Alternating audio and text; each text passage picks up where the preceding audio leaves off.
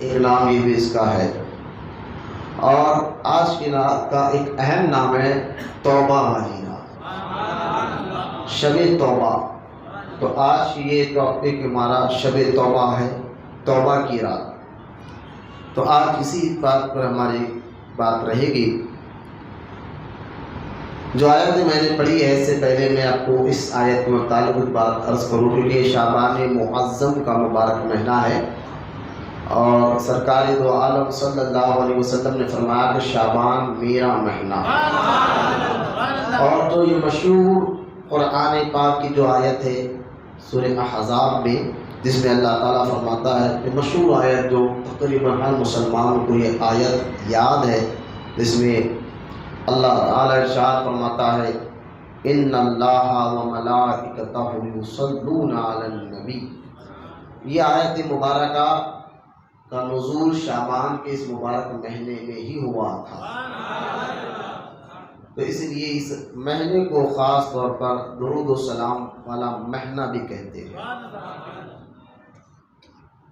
اس آیت مبارکہ میں جس میں اللہ تعالیٰ ارشاد فرماتا ہے بے شک اللہ اور اس کے فرشتے رحمت بھیجتے حضور پر۔ اب یہاں پر میں ایک بات کر آگے بڑھنا چاہتا ہوں۔ اللہ تعالیٰ نے کیا فرمایا؟ ان اللہ۔ اب یہ آیت ہے انا سے شروع ہو رہا ہے یہ آیت مبارک، اور یہ تمام علماء بتاتے ہیں کہ جب بھی کوئی آیت انا سے شروع ہو تو سمجھ جاؤ کہ کوئی اہم اور خاص بات اللہ بندوں کو بتانا چاہ رہا ہے۔ تو یہ آیت انا سے شروع ہو رہی ہے، تو پتہ کیا چلا کہ آنے والی بات بہت خاص ہے جو اللہ بندوں سے کہہ رہا ہے۔ ایک بات۔ دوسرا جس میں اللہ فرماتا ہے ان اللہ وملائکتہ، یعنی بے شک اللہ اور اس کے فرشتے۔ لیکن سارے فرشتے اللہ ہی نے بنائے، ساری مخلوق کو پیدا کرنے والا بنانے والا اللہ تعالیٰ ہے۔ لیکن یہاں اس آیت میں ایک پہلا نقطہ تو میں نے بتایا کہ اللہ تعالیٰ کو اہم بات بتانا چاہ رہا ہے تو انا کہتا ہے، اور دوسری بات یہ ہے کہ بے شک اللہ اور اس کے فرشتے درود بھیجتے ہیں مصطفیٰ پر۔ لیکن یہاں اس بات پر اس کے فرشتے سب اسی کے ہیں، لیکن اس آیت میں اللہ تعالیٰ یہ بتانا چاہتا ہے کہ جو میرے محبوب پر درود پڑھتے ہیں وہ بھی میرا ہو جاتا ہے، کیونکہ اللہ اور اس کے فرشتے کیا کرتے ہیں؟ رحمت بھیجتے ہیں۔ تو درود پڑھنے والوں کو اللہ تعالیٰ اپنا قرب عطا فرماتا ہے، درود پڑھنے والوں کو اللہ تعالیٰ اپنے قریب کر لیتا ہے۔ بڑے بڑے بزرگان دین جیسا کہ شاہ عبدالحق محدث دہلوی رضی اللہ تعالیٰ عنہ فرماتے ہیں کہ اگر کسی کا کوئی پیر نہیں ہے وہ درود پڑھتے رہے کثرت کے ساتھ، درود ہی تمہیں منزل مقصود یعنی اللہ کے قریب تک پہنچا دیتا ہے۔ لہٰذا درود و سلام کا مہینہ بھی ہے، کثرت سے ہمیں درود پاک کرنا۔ اب تیسرا اس میں جس آیت میں ہے یصلون علی النبی، صلو کہا اللہ تعالیٰ نے، صلاۃ۔ اگر ہم عربی ڈکشنری میں صلو کا معنی اگر آپ دیکھیں تو، کیونکہ عربی زبان ایک ایسا زبان ہے جس کے ایک لفظ کے کئی معنی ہوتے ہیں، یہ عربی زبان ہی کی خاصیت ہے۔ ایک لفظ کے کئی معنی اگر آپ عربی ڈکشنری، جس میں مشہور کتاب ہے عربی ڈکشنری کی فہرست اللغات، اگر فہرست اللغات اٹھا کر آپ دیکھیں گے تو آپ دیکھیں عربی گرامر اس میں لکھا ہوا ہے، اور اس کے ایک ایک لفظ سے کئی معنی نکلتے ہیں۔ تو اللہ تعالیٰ کیونکہ قرآن عربی میں اترا ہے، اگر ہم صلو یعنی صلاۃ کا معنی عربی میں دیکھیں، عربی ڈکشنری میں دیکھیں، تو صلاۃ کے کئی معنی اس کتاب میں لکھے گئے ہیں۔ صلاۃ کا معنی رحمت بھی ہے، یہ زیادہ تر ہم اسی معنی کو لیتے کہ بے شک اللہ اور اس کے فرشتے رحمت بھیجتے حضور پر، تو صلاۃ کا معنی رحمت بھی ہے۔ لیکن صلاۃ کا معنی نماز کا بھی ہے، صلاۃ نماز کو بھی کہا جاتا ہے، صلاۃ کا معنی دعا کے بھی ہے، اب غور کرتے چلے، صلاۃ کا معنی رحمت کے بھی ہے، صلاۃ کا معنی نماز کے بھی ہے، صلاۃ کا معنی دعا کے بھی ہے، لیکن یہاں جو صلاۃ کا معنی اس آیت میں جو اللہ تعالیٰ بیان فرما رہا ہے، بے شک سارے مفسرین کہتے ہیں کہ صلاۃ سے مراد یہاں پر اس آیت میں اللہ رحمت بھیجتا ہے حضور پر، لیکن علامہ ابن قیم نے ایک بہت پیاری بات کہی کہ بے شک صلاۃ کا معنی نماز بھی آتا ہے، صلاۃ کا معنی دعا بھی آتا ہے، صلاۃ کا معنی رحمت بھی آتا ہے، لیکن صلاۃ کا ایک معنی اور بھی ہے، وہ یہ کہ صلاۃ کا معنی کسی کی تعظیم اور کسی کی تعریف بیان کرنے میں بھی آتا ہے۔ بولے محبت سے سبحان اللہ۔ کسی کی تعظیم کو بیان کرنا، کسی کی تعریف کو بیان کرنا، صلاۃ کا معنی یہ بھی ہے عربی زبان میں کہ کسی کی تعظیم کو بیان کرنا۔ تو اب معنی یہ ہوا اس آیت کا، بے شک اللہ اور اس کے فرشتے سبز گنبد میں آرام کرنے والے مصطفیٰ کی خوب تعظیم کو بیان فرماتے ہیں۔ ایک آیت میں تعظیم کا بھی معنی نکلتا ہے، لیکن اب آگے بڑھے، اللہ تعالیٰ اس آیت کے دوسرے حصے میں فرماتا ہے یا ایھا الذین آمنو، اے ایمان والو۔ اب یہاں پر بھی علماء کرام بتاتے ہیں کہ یا ایھا الذین آمنو کا لفظ بھی اگر آ جائے قرآن میں، یہ آیت کہاں بھی آپ سنیں تو فوراً توجہ سے سنو، کیونکہ کچھ اہم بات صرف ایمان والوں سے اللہ کہنا چاہتا ہے۔ یا ایھا الذین آمنو صلو، پھر یہاں صلاۃ کا معنی آ گیا، صلو، اب یہاں صلاۃ کا معنی آ گیا، تو یہاں بھی میں نے ابھی بتایا صلاۃ کا معنی حضور کی تعریف کو بیان کرنا، حضور کی تعظیم کو بیان کرنا۔ اب ایمان والوں سے بھی کہہ رہا ہے ایمان والوں تم بھی خوب مصطفیٰ کی تعظیم بیان کرو، خوب۔ اب لوگ چڑھتے ہیں نا کہ حضور کی تعریف اتنی بیان کرتے ہو کہ خدا بنا دیتے ہو۔ میں نے کہا دیکھو، اگر ہم حضور کو، خیر ابھی تو شرک کی تعریف آپ نے جناب سید نبی قادری صاحب نے سنی ہے، لیکن وہاں بھی بدعقیدہ جو ہے نا وسوسے، کیونکہ وسوسے ڈالنے والے انسان بھی ہوتے، جنات بھی ہوتے۔ من الجنۃ والناس، جو ہم سورہ ناس میں پڑھتے ہیں، الذی یوسوس فی صدور الناس من الجنۃ والناس، یعنی وسوسے ڈالنے والے جنات بھی ہوتے ہیں، شیطان بھی ہوتے ہیں، اور انسان بھی آپ کو وسوسے ڈالتے ہیں۔ اب فاتحہ ہم نے دیا تو فاتحہ کیوں دیا؟ وسوسہ ڈال دیا۔ یا غوث المدد کہا تو یا غوث المدد کیوں کہا؟ وسوسہ ڈال دیا۔ تو یہ وسوسے ڈالنے والے انسان ہونا، شیطان بھی ہوتے ہیں۔ اللہ دونوں سے ہمارے ایمان و عقیدے کی حفاظت فرمائے۔ لہذا اب یہاں میں آپ کو کہنا چاہ رہا ہوں، اللہ تعالیٰ نے جو ارشاد فرمایا یصلون علی النبی، صلون علی النبی، توجہ کرے کہ صلاۃ پڑھو، یعنی مصطفیٰ کی تعریف بیان کرو۔ تعریف بیان کرنے کا مقصد کیا ہے؟ علماء نے فرمایا کہ حضور کو کیا کہہ سکتے ہیں اور کیا نہیں کہہ سکتے، تعریف کیسے کرے، کہاں تک کرے، اس کی کوئی لیمٹ، کوئی حد، کوئی حدود؟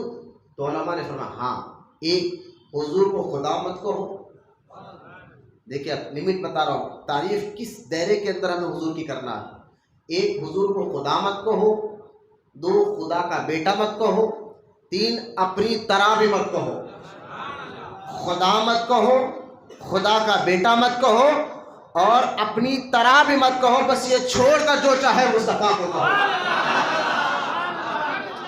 تو لیکن میرا ابھی بات ختم نہیں ہوئی، اب غور کریں، میں کہنا یہ چاہتا ہوں کہ تعریف ہم مصطفیٰ جان رحمت کی کرتے ہیں۔ دہلی میں ایک واقعہ ہوا تھا، دہلی میں کہ ایک عبد المصطفیٰ خان اعظمی رحمۃ اللہ تعالیٰ علیہ نے اپنی کتاب میں اس واقعے کو لکھا۔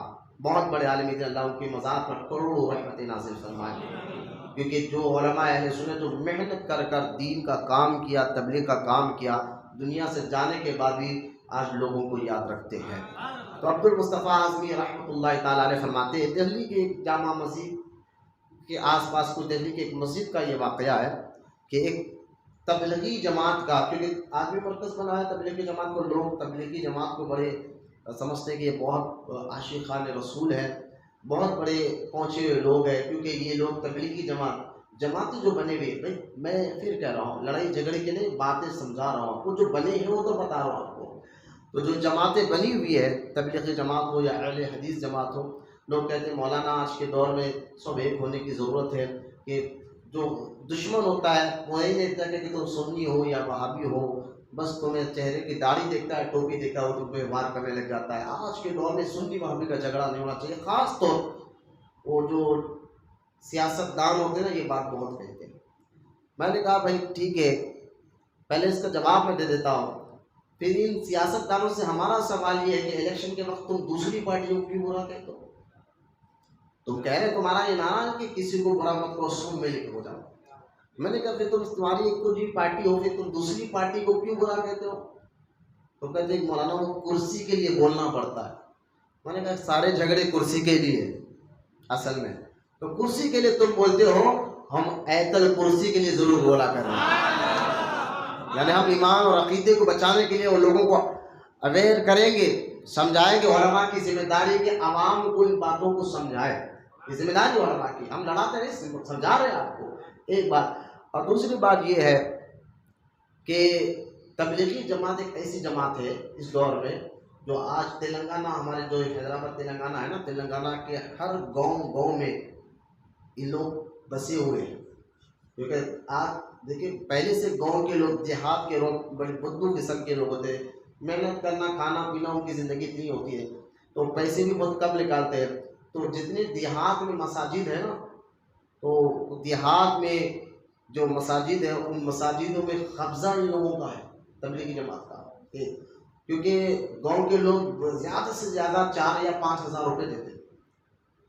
اب 4-5 ہزار میں وہ جماعت کا مولوی کوئی 10 سال سے، کوئی 15 سال سے اس مسجد پہ ٹکا ہوا ہے، پورے گاؤں کے لوگوں کے ایمان کو برباد کر رہا ہے. وہ الگ بات ہے.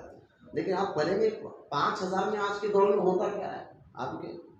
میں نے کہا کہ آج کے دور میں اگر آپ دیکھیں 5-6 ہزار میں یقیناً کچھ نہیں ہوتا، لیکن پھر وہ 15 سال سے وہ مولوی جو ہے اتنا کیوں کر رہا ہے؟ تو ان کو جو مرکز ہے ان کا دلی، وہاں سے ان کو مہینے کے الگ پیسے ملتے ہیں. بس ان کو کہا جاتا ہے کہ ہم جو گاؤں کے لوگ دے رہے لے لو، 15 سے 20 ہزار ہم دیں گے، بس وہاں ٹک کے رہو. اور وہ لوگ کیا ہے، شروع تبلیغی جماعت کا معاملہ کیا ہے، شروع میں وہ آپ کے سامنے آ کر یہ نہیں کہتے کہ فاتحہ مت دلاؤ، درگاہ کو پہنچاؤ، کبھی نہیں کہیں گے. یہ کبھی نہیں کہیں گے. یہ لوگ شہد میں زہر دینے والے لوگ ہیں. اللہ ہمارے مساجد کی حفاظت فرمائے، اللہ ہمارے ایمان و عقیدے کی حفاظت فرمائے. آج میں پھر کہہ رہا ہوں، میری آج کی اس مقدس رات میں میرا مقصد لڑانا نہیں ہے، ایمان و عقیدہ بچانا ہے. آپ کہیں گے مولانا یہ جماعتیں کیا ہے، وہابی سنی کیا ہے، چھوڑو. غیر مسلم اگر دشمن ہمیں کوئی مارتا ہے تو یہ نہیں دیکھتا کہ سنی ہے یا وہابی ہے. میں نے کہا مت دیکھنے دو، لیکن یہ دیکھتے فرشتے ضرور ہیں. مریں گے نا، مرنا تو ہے، لیکن چہرے کو فرشتے ضرور دیکھتے کہ عاشق رسول ہے یا غدار رسول ہے. ہمیں ان کو دکھانا تھوڑا ہی ہے، ہمیں اللہ کو راضی کرنا ہے. تو ان کے دیکھنے جملہ وسوسے ڈالنے والے شیطان اور انسان ہوتے ہیں، وسوسہ ڈال کر چھوڑ دیتے ہیں. تو تبلیغی جماعت والے اس طرح سے شہد میں زہر دے کر کئی گاؤں کے خود میرا جو ہے سسرال یہاں سے 45 کلومیٹر دور چویلے میں موجود ہے. 20 سال سے، میری شادی سے پہلے 20 سال سے مولوی وہاں ٹکا ہوا تھا. 20 سال سے پورے گاؤں پر قبضہ کرا مسجد کے ذریعے. لیکن بولتے نا کہ رضا کے غلاموں میں اللہ نے تاثر نہ کی. اور شادی کے بعد الحمدللہ اخلاص کے ساتھ اللہ کی رضا کے لیے، اب میں بابا نہیں چاہ رہا ہوں، لیکن میں بتا رہا ہوں کہ کام کرو. سنی نوجوان جتنے بچے بیٹھے ہوئے ہیں نا، تمہارے اوپر ذمہ داری ہے. تم اپنے آپ پر نظر رکھو، اپنے بچوں پر نظر رکھو، کس سے مل رہے کس سے نہیں مل رہے. یہ وہاں بھی، کیونکہ دیکھیے اسی لیے بزرگان دین فرماتے ہیں کہ سانپ کے ساتھ بیٹھنا پڑے تو بیٹھ جاؤ، سانپ کے ساتھ بیٹھنا پڑے تو بیٹھ جاؤ، وہابی کے ساتھ مت بیٹھو. کیوں؟ کیونکہ اگر سانپ ڈھسے گا تو جان جائے گی، وہابی ڈھس لے گا تو ایمان چلے جائے گا. تو تمہارا ایمان دنیا سے سلامت لے کر جانا ہے تمہیں. تو لہٰذا وہاں محنت کی، 20 سال کا اس کا دم ٹوٹا. آج وہاں اسی مسجد میں سنی عالم آئے، پھر ان کے ذریعے سے اور 4-5 مسجدوں میں، کیونکہ ہم کام کرنے والے لوگ ہیں، کام کرنا چاہیے اخلاص کے ساتھ، اللہ کو راضی کرتے ہوئے، دکھاوے ریاکاری کا نہیں۔ تو تبلیغی جماعت والے بالکل شہد میں زہر دیتے، ڈائریکٹ کوئی بات ہم نہیں کرتے۔ اگر آپ تبلیغی جماعت والے کو اپنی مسجد میں بلائے تو وہ فاتحہ بھی دلائے گا، کچھ دن سلام بھی پڑھے گا، کچھ دن، ہے نا، یہ بڑے خطرناک لوگ ہوتے ہیں۔ تو لہٰذا اب دیکھیں ان کے خطرناک طریقے سے، اب یہ دلی کی جامع مسجد کے قریب کوئی اور مسجد کا یہ واقعہ جو عبد المصطفیٰ خان اعظمی رحمۃ اللہ تعالیٰ لکھتے ہیں، فرماتے کہ ایک مولوی صاحب جو تبلیغی جماعت کے تھے، اب وہ پڑھ رہے تھے قرآن کی پہلی آیت پڑھے، ترجمہ پڑھے اس کا، یعنی بسم اللہ کے بعد سورہ فاتحہ کی پہلی آیت الحمدللہ رب العالمین، تمام تعریف اللہ کے لیے ہے۔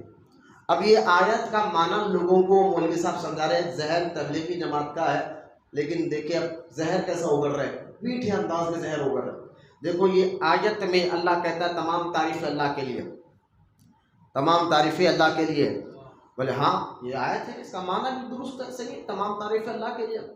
تو جب تمام تعریفیں اللہ کے لیے ہے تو جو لوگ رسول کی تعریف کرتے ہیں وہ شرک کر رہے ہیں، جو لوگ غوث پاک کی تعریف کرتے ہیں، جو لوگ غریب نواز کی تعریف کرتے ہیں، جو لوگ بزرگان دین کی تعریف کرتے ہیں، شرک غلط ہے۔ عام بندہ کو یہ بات کو آسانی سے سمجھ جائے گا، ہاں بھائی بات درست ہے، جب تمام تعریف صرف اللہ ہی کی کرنا ہے تو ہم غوث پاک کی تعریف کیوں کریں، غریب نواز کی کیوں تعریف کریں؟ تو یہ سارا وہ بکواس کر رہا تھا، یعنی اس آیت کا ترجمہ تو صحیح پڑھا لیکن اس کا مطلب، منشا اور مقصد بالکل الگ الگ طریقے سے لوگوں کو اویئر کر رہا تھا، ان کے ذہنوں میں بٹھا رہا تھا کہ الذی یوسوس فی صدور الناس من الجنۃ والناس، لوگوں کے ذہنوں میں وسوسے ڈال رہا تھا۔ جب یہ وسوسے ڈالتا رہا، اسی مجمع میں ایک ایسا نوجوان تھا جو سنی عالم کی صحبت میں بیٹھنے والا تھا۔ اللہ علماء اہل سنت کو سلامت رکھے۔ میں نوجوانوں کو کہوں گا تمہارے فونوں میں دوستوں کی روڈیوں، سود خوروں، شرابیوں کے نمبر ہوتے ہیں، کم سے کم اپنے فونوں میں ایک سنی عالم کا نمبر بھی رکھا کرو تاکہ تمہارا وقت بے وقت اگر یہ راستے میں کہیں پکڑ لے تو خیر بھائی میرے کو نہیں معلوم، حضرت سے پوچھ کر بولتا ہوں، کس سے؟ ہمارے حضرت مولانا سے پوچھ کر بولتا ہوں۔ تو میں اکثر یہ جملہ کہتا ہوں، جیسا سورج نکلتے ہی اندھیرا غائب ہو جاتا ہے، سنی عالم کو دیکھتے ہی وہاں بھی غائب ہو جاتا ہے۔ تو میں بسوں سے ڈالا چھوڑا، بولے لگو بھائی اس کے تعلقات بڑے سنی علماء سے بھی ذکر ہے۔ تو لہٰذا اب وہ ایک سنی عالم کی صحبت میں بیٹھنے والا نوجوان تھا، وہ کھڑا ہوا اور کھڑا ہو کر کہتا ہے کہ مولانا آپ کہہ رہے کہ تعریف صرف اللہ کی کرنا ہے، لیکن میرا ایک سوال کا آپ جواب دے دیں۔ لوگوں نے اس مولانا کہا بتائیے کیا سوال ہے آپ کا؟ اس نوجوان نے کہا ذرا اس سوال کا جواب دیجئے کہ حضور کا نام کیا ہے؟ اس تبلیغی جماعت کے مولوی نے کہا تمہیں حضور کا نام نہیں معلوم؟ بولے نہیں جانتا ہوں، آپ بتائیں کیا نام ہے؟ نام محمد صلی اللہ علیہ وسلم۔ لہٰذا آپ جب نام بتائے تو پھر اس نوجوان نے دوسرا سوال کیا، اس نام کا معنی بھی بتا دے،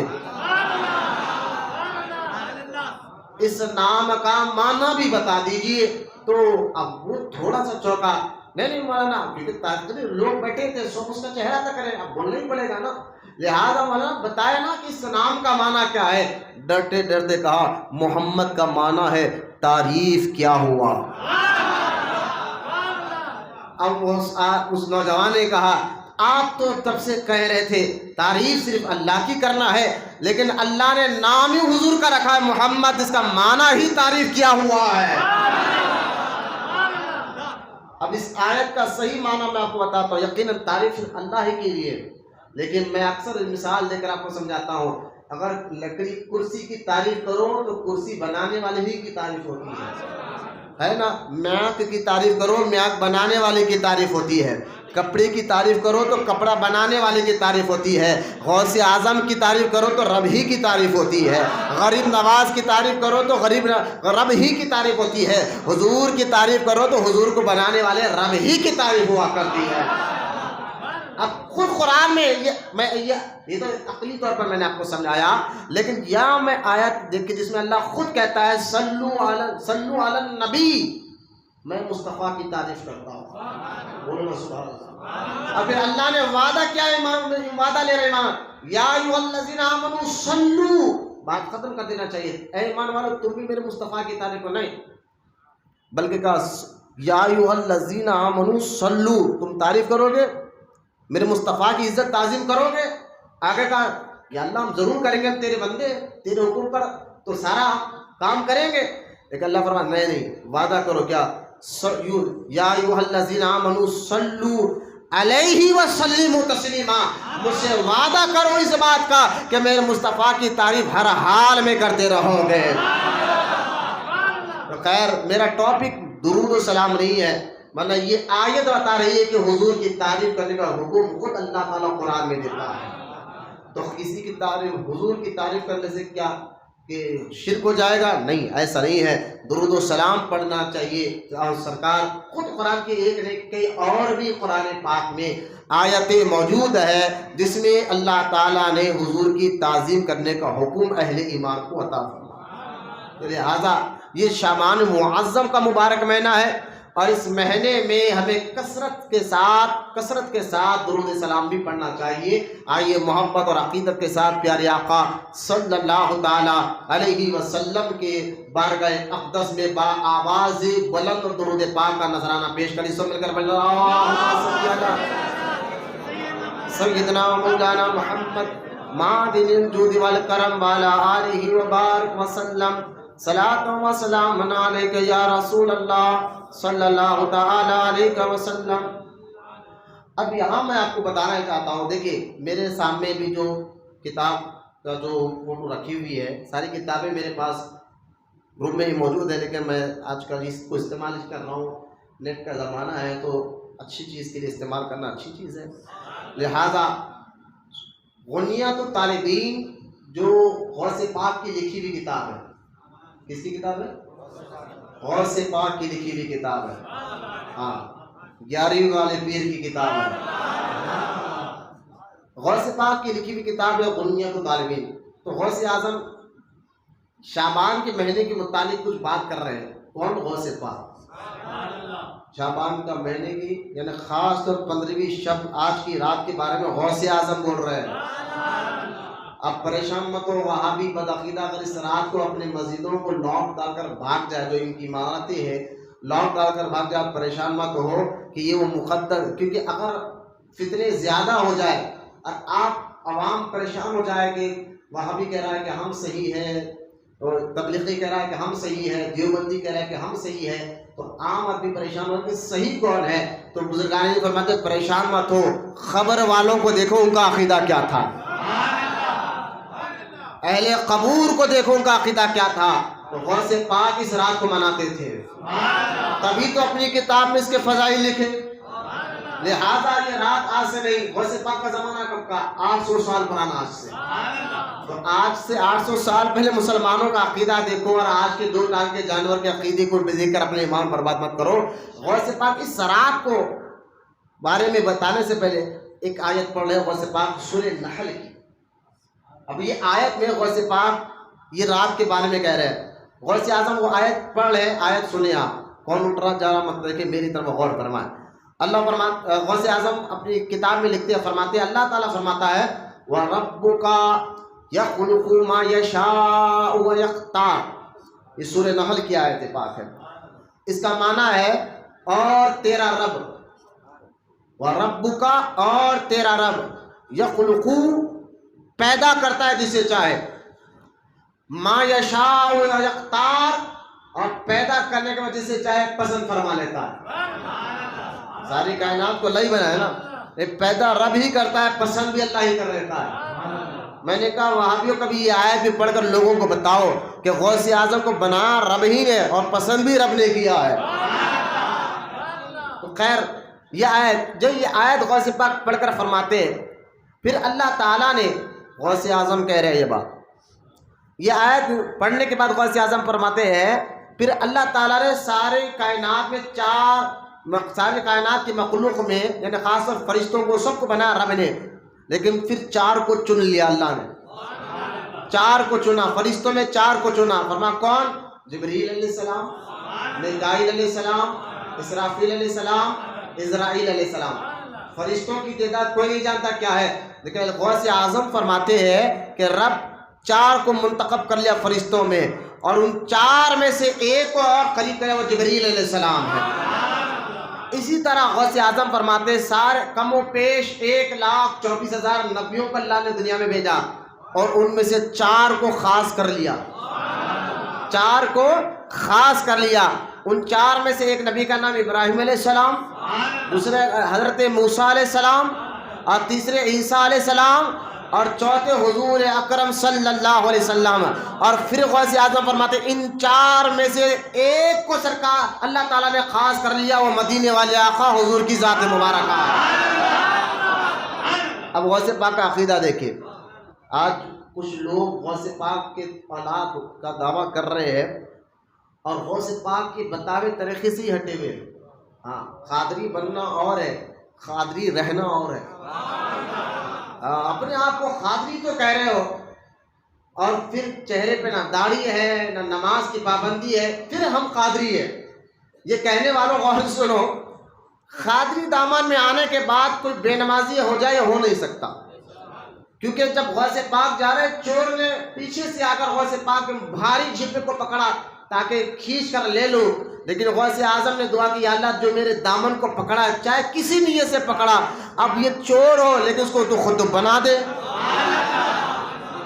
جو دامن میں آ جاتا ہے نا، دامن میں آ جاتا ہے نا، پھر وہ شرابی نہیں ہوتا، اور بے نمازی نہیں ہوتا۔ قادری ہونا بہت خوش نصیبی کی بات ہے، بہت خوش قسمتی کی بات ہے۔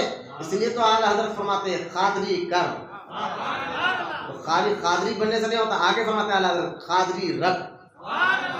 دیکھیں اعلیٰ حضرت کیا، قادری کر، قادری رکھ، قادریوں میں اٹھا۔ لہٰذا غوث پاک فرماتے ہیں، اب غوث پاک کا عقیدہ دیکھیں، فرشتوں میں 4 کو چنا، جبریل کو خاص بنا لیا۔ نبیوں میں 1,24,000 کم و بیش نبیوں میں 4 کو چنا، حضور کو خاص بنا لیا۔ پھر آگے فرماتے ہیں تمام صحابہ میں اللہ تعالیٰ نے 4 کو چنا، تمام صحابہ میں اللہ تعالیٰ نے 4 کو چنا۔ یہ غوث اعظم فرما رہے ہیں 4 کو چنا، وہ 4 کے نام غوث اعظم لکھتے، فرماتے ہیں ابو بکر و عمر و عثمان و علی رضی اللہ تعالیٰ۔ اب غوث پاک کا عقیدہ دیکھیں، ان 4 میں پھر خاص ابو بکر کو کر دیا۔ تو جو قوالی میں جو قوال ڈھول پیٹتے پیٹتے کہ نا، دمادم مست قلندر علی کا پہلا نمبر نہ، دمادم مست قلندر ابو بکر کا پہلا نمبر، یہی عقیدہ غوث پاک کا ہے۔ غوث اعظم نے غنیۃ طالبہ میں لکھا، خیر یہ ٹاپک میرا نہیں ہے، ورنہ افضلیت ابو بکر میں نے اس مسجد میں الحمدللہ کئی بار بیان کیا ہوں، انٹرنیٹ پہ بیان موجود ہے۔ لہٰذا پھر اللہ تعالیٰ نے مسجدوں کو چنا، اور ان تمام مسجدوں میں 4 مسجدوں کو خاص بنا لیا۔ یہاں مسجدوں کے نام بھی ہے، لیکن میں ان طرف نہیں جاتا۔ پھر غوث اعظم فرماتے اللہ نے مہینوں کو چنا اور 4 مہینے کو خاص بنا لیا، ایک رجب، ایک شعبان، ایک رمضان اور ایک محرم کا مہینہ۔ پھر ان میں سے شعبان کو اللہ تعالیٰ نے چنا اور اس کو رسول پاک صلی اللہ علیہ وسلم کا مہینہ قرار دیا۔ بس جس طرح رسول اللہ صلی اللہ علیہ وسلم تمام نبیوں میں افضل ہے، اسی طرح تمام مہینوں میں شعبان بھی افضل مبارک مہینہ ہے۔ پھر آگے آپ فرماتے کہ اللہ تعالیٰ نے رات میں سے 4 راتوں کو چنا۔ اب دیکھیں یہ جملہ غوث پاک کا، راتوں میں تمام ہے، بولے سب اللہ کی یہاں برابر ہے۔ میں نے کہا یقین بنانے والا رب ہی ہے، لیکن برابر نہیں، اللہ نے درجے رکھے ہیں، سب اللہ کے یہاں برابر ہے۔ یہ جملہ غلط ہے بابا، کیوں؟ کیونکہ بنایا رب ہی نے ہے، لیکن رتبے الگ الگ اللہ ہی نے رکھے ہیں۔ بنا بتائے انسان ہونے میں باپ بھی انسان ہے، بیٹا بھی انسان ہے۔ انسان ہونے میں تو دونوں برابر ہے نا، باپ بھی انسان ہے، بیٹا بھی انسان ہے، لیکن رتبے میں کیونکہ باپ کا مقام اور ہے، بیٹے کا مقام اور ہوتا ہے، تو یہ درجے ہم نے نہیں اللہ نے رکھے ہیں۔ پڑھو نا 3 پارہ، پتہ چلتا ہے کہ اللہ نے خود فرمایا کہ ہم نے رسولوں میں بعض کو بعض درجے دیے ہیں۔ تو خیر اللہ فرماتے 4، غوث اعظم فرماتے اللہ نے 4 راتوں کو خاص بنا لیا۔ ایک شب بارات، سبحان اللہ، یہاں گئی شب بارات، اور دوسرا شب قدر، اور تیسرا شب جمعہ، اور چوتھا شب عیدین۔ لہذا شب بارات، یہاں شب بارات کے متعلق خود غوث پاک رضی اللہ تعالی عنہ جو ہے اس کے متعلق نے بہت باتیں اور بھی بیان فرمائے. آپ فرماتے کہ شعبان کے لفظ میں یہ بھی غوث پاک فرما رہے ہیں. شعبان کے لفظ میں اگر شعبان کو لفظ دیکھیں تو اس میں 5 حروف ہے. کتنے؟ 5. شین، عین، با، الف، نون، اس سے بنا شعبان. ٹھیک ہے. تو غوث اعظم فرماتے ہیں اگر ان 5 حروفوں کو الگ الگ کر سمجھاؤ. فرماتے ہیں پہلا لفظ شعبان میں جو آتا ہے شین سے ملتا ہے شرف. شرف کہتے ہیں بڑی خوبی کو، بڑے شرف والے لوگ ہیں، بڑی عزت والے نیک لوگ ہیں. تو شعبان میں جو عبادت کرتا ہے اس کو شرف سے نوازا جاتا ہے، یعنی عزت سے نوازا جاتا ہے. شین سے شرف. پھر دوسرا لفظ ہے عین. تو غوث اعظم فرماتے ہیں عین سے علو، عین لام واو علو. فرماتے علو کا معنی بلندی. شعبان میں جو عبادت کرتا ہے اللہ اس کو شرف بھی دیتا ہے، عزت بھی دیتا ہے، علو، اور اس کے درجات کو بھی بلند فرماتا ہے. اور فرماتے تیسرا لفظ شعبان کے مہینے میں ہے با. تو بر کا معنی ہے احسان اور بھلائی. یعنی جو شعبان معظم کے مہینے میں نیک کام کرتا ہے، عبادتیں کرتا ہے، خاص طور پر شب بارات میں، تو اللہ تعالیٰ اس کو برون یعنی اس کو احسان اور بھلائی عطا فرماتا ہے. یہ 3. اور چوتھا فرماتے الف، اور الف کا معنی ہے الفت. اور جو شعبان کے مبارک مہینے میں عبادت کرتا ہے اللہ تعالیٰ اس کی محبت لوگوں کے دلوں میں بھی ڈال دیتا ہے، لوگ اس کو عزت کی نگاہ سے دیکھنے لگ جاتے ہیں. اور 5واں لفظ ہے نور. اور فرماتے ہیں نون سے مراد نور ہے. اور یہ نور ان 5 لفظوں میں جو آخری میں نون آ رہا ہے، غوث اعظم فرماتے ہیں شعبان کے مبارک مہینے میں جو عبادتیں کرتا ہے اللہ تعالیٰ اس کے ظاہر باطن جسم اور روح کو نور سے مالا مال کر دیتا ہے. ولی محبت سے سبحان اللہ. یہ شعبان کے مبارک مہینے کے چند باتیں آپ کے سامنے رکھ رہا ہوں کیونکہ آج کی رات شب توبہ والی رات ہے. اب یہاں غوث پاک، اب یہ پھر میں کہہ رہا ہوں آج میرا سارا ٹاپک غوث پاک کی کتاب سے ہے. میرے میرا. اب ہم لوگ خالی 11ویں کے حد تک ان کو جانتے ہیں نا کہ غوث پاک صرف 11ویں. میں اکثر کہتا ہوں یقیناً 11ویں کرنا بڑی اچھی چیز ہے، فاتحہ دلانا 11ویں کرنا، لیکن صرف غوث پاک کو 11ویں تک جاننے والوں، کرامت تک جاننے والوں، لیکن کبھی غوث پاک کو پڑھو. آپ سے بڑا کوئی مفتی نہیں تھا آپ کے دور میں، میں اکثر سناتا ہوں. تو خیر آج بھی غوث پاک کا فیض جاری ہے، انشاءاللہ قیامت تک جاری رہے گا. غوث اعظم فرماتے ہیں اس رات کے بارے میں کہ اللہ تعالیٰ سورہ حامیم میں فرماتا ہے، دیکھیں کون اٹھ رہا جا رہا بچے کوئی مطلب نہیں ہے، بڑی مہربانی. اگر کسی کو جانا ہے ٹہلنا ہے تو بڑے ٹہل کرا، لیکن ماحول خراب مت کریے. اور ایک مرتبہ بلند آواز سے درود پاک پڑھیے. اللہم صلی علی سیدنا مولانا محمد وعلی آل سیدنا مولانا محمد وبارک وسلم. اللہ تعالیٰ قرآن میں فرماتا ہے، یہ غوث اعظم کہہ رہے ہیں، فرماتا ہے حامیم. اس کا معنی اللہ ہی جانتا ہے. قرآن میں کچھ آیتیں ایسے ہیں جس کا معنی ہی نہیں ہے آج تک، ورنہ قیامت تو کسی کا باپ کر سکتا ہے اس کو آیت کا معنی. کیوں؟ کیونکہ کچھ آیتیں ہیں قرآن میں جس کا معنی کچھ نہیں ہے، کوئی آج تک نہیں کرا، قیامت تک کر بھی نہیں سکتا. اور وہ معنی صرف اللہ جانتا ہے، اور اللہ کے بتانے سے محمد رسول اللہ جانتے ہیں. پورا قرآن کوئی مولوی نہیں پڑھ سکتا. تو کہنا وہابیوں کو کہ تم کہتے ہو کہ نبی کے پاس معاذ اللہ علم کم تھا. میں نے کہا چل تو بتا الف لام میم کا معنی کیا، کاف ہا یا عین صاد کا معنی کیا ہے. میں نے پوچھا ہاں میم کا معنی نہیں ہے، یہ صرف راز ہے، یہ اللہ جانتا ہے، اللہ کے جانے سے حضور جانتا ہے. پھر اللہ غوث اعظم آگے فرماتے ہیں، اللہ تعالیٰ کے ارشاد فرمایا والکتاب المبین، کہ قسم ہے اس مبارک کتاب کی، انا انزلناہ فی لیلۃ مبارکہ، جو یہ مبارک رات میں نازل ہوا. تو یہاں غوث اعظم فرماتے ہیں کہ جو آیت ہے انا انزلناہ فی لیلۃ مبارکہ، جس میں اللہ تعالیٰ ارشاد فرماتا ہے مبارک رات میں قرآن اترا. تو یہاں پر غوث اعظم فرماتے ہیں اس مبارک رات سے مراد شب بارات ہے. شب بارات ہے۔ اب یہاں آپ کو ایک سوال آپ کے بھی ذہن میں آ سکتا ہے، مولانا ہم نے تو سنا کہ شب قدر میں قرآن اترا، اور آپ کہہ رہے ہیں کہ میں نہیں کہہ رہا ہوں، غوث اعظم کہہ رہے ہیں کہ شب بارات میں قرآن اترا، تو معنی کس کی؟ لفظ کیا ہے؟ قرآن تو ایک آیت میں کہتا ہے اِنَّا أَنزَلْنَاهُ فِي لَيْلَةِ الْقَدْرِ وَمَا أَدْرَاكَ مَا لَيْلَةُ الْقَدْرِ۔ قرآن تو رمضان کے شب قدر کو نازل ہوا، پھر آج جو ہے نا یہ رات ہے، تو علماء فرماتے دیکھو قرآن اللہ کا کلام جو ہے اترا شب قدر ہی میں، مکمل ہوا شب قدر کی رات کو، اس میں کوئی ڈاؤٹ نہیں ہے، لیکن قرآن لوح محفوظ میں تھا، اور وہاں سے پہلے آسمان پر بیت العزت ایک جگہ ہے، بیت العزت، وہاں پر اللہ تعالیٰ نے لوح محفوظ سے اس کلام کو بیت العزت میں رکھا، پھر وہاں سے دھیرے دھیرے جیسا مصطفیٰ جان رحمت کو ضرورت تھی، ویسا 23 سال میں مکمل قرآن ہوا حضور پر، لیکن پہلے تھا لوح محفوظ میں، پھر وہاں سے اترا جو ہے بیت العزت پر، پھر وہاں سے دھیرے دھیرے جیسا جیسا حضور چاہتے، اللہ تعالیٰ چاہتا تھا حضور پر اس طرح قرآن اتارتا گیا، 23 سال کا عرصہ، اور جب پورا قرآن حضور کے سینے پر مکمل ہوا وہ شب قدر کی رات تھی۔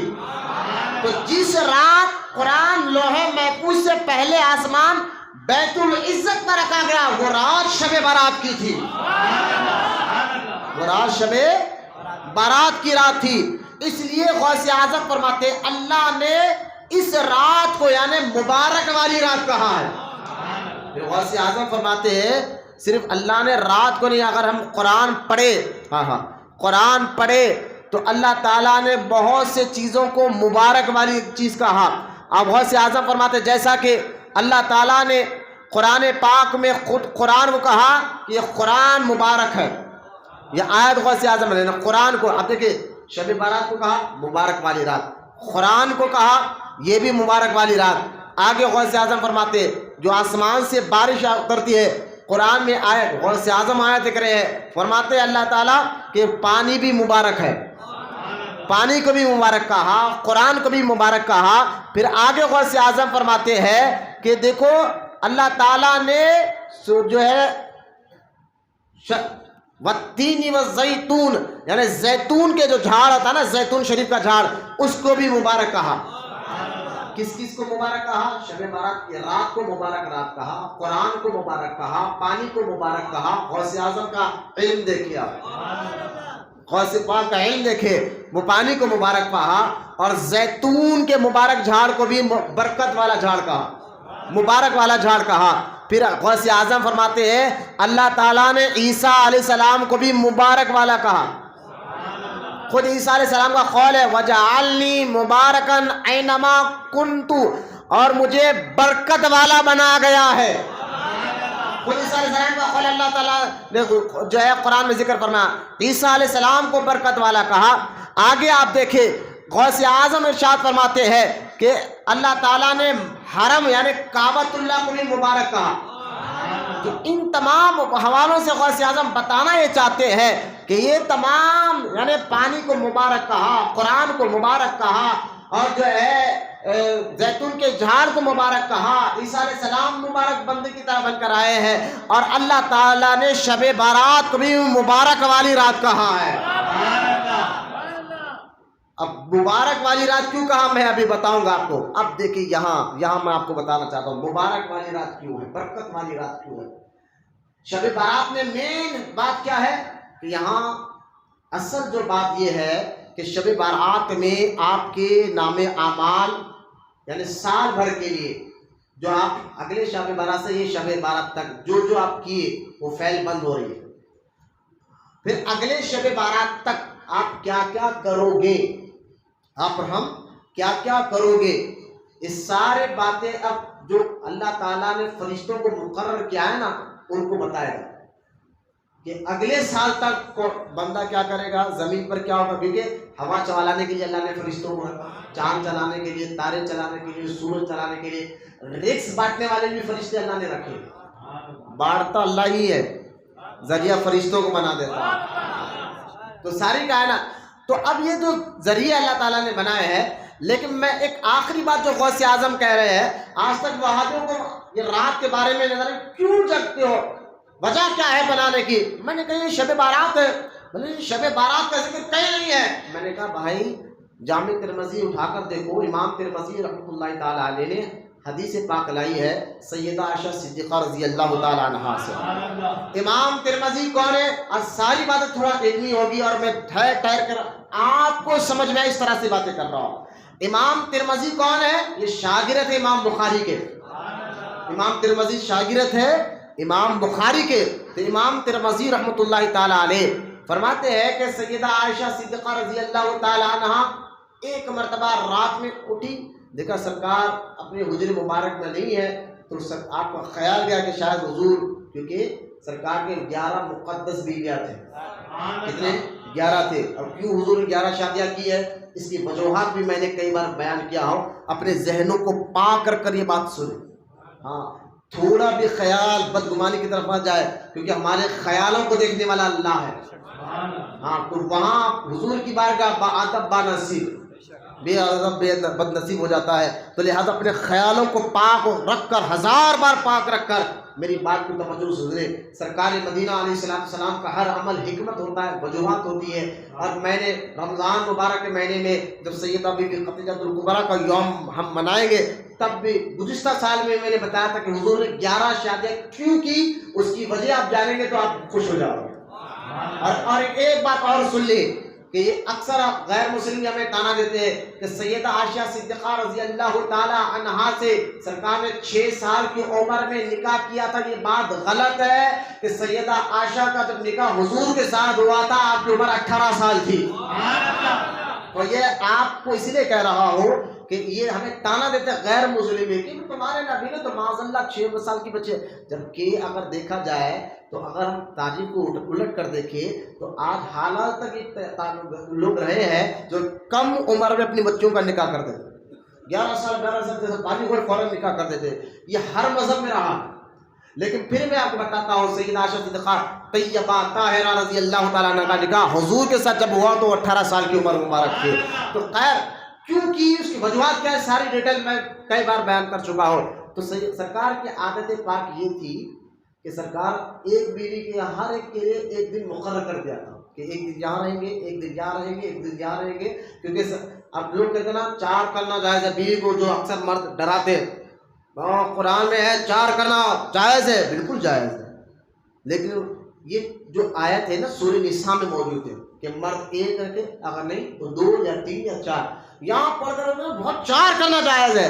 لیکن آگے بھی سن بابا، اللہ نے آگے ارشاد فرمایا اگر انصاف کر سکے تو، بولو سبحان اللہ، اگر انصاف کر سکے تو، ورنہ واحد یعنی ایک ہی کافی ہے۔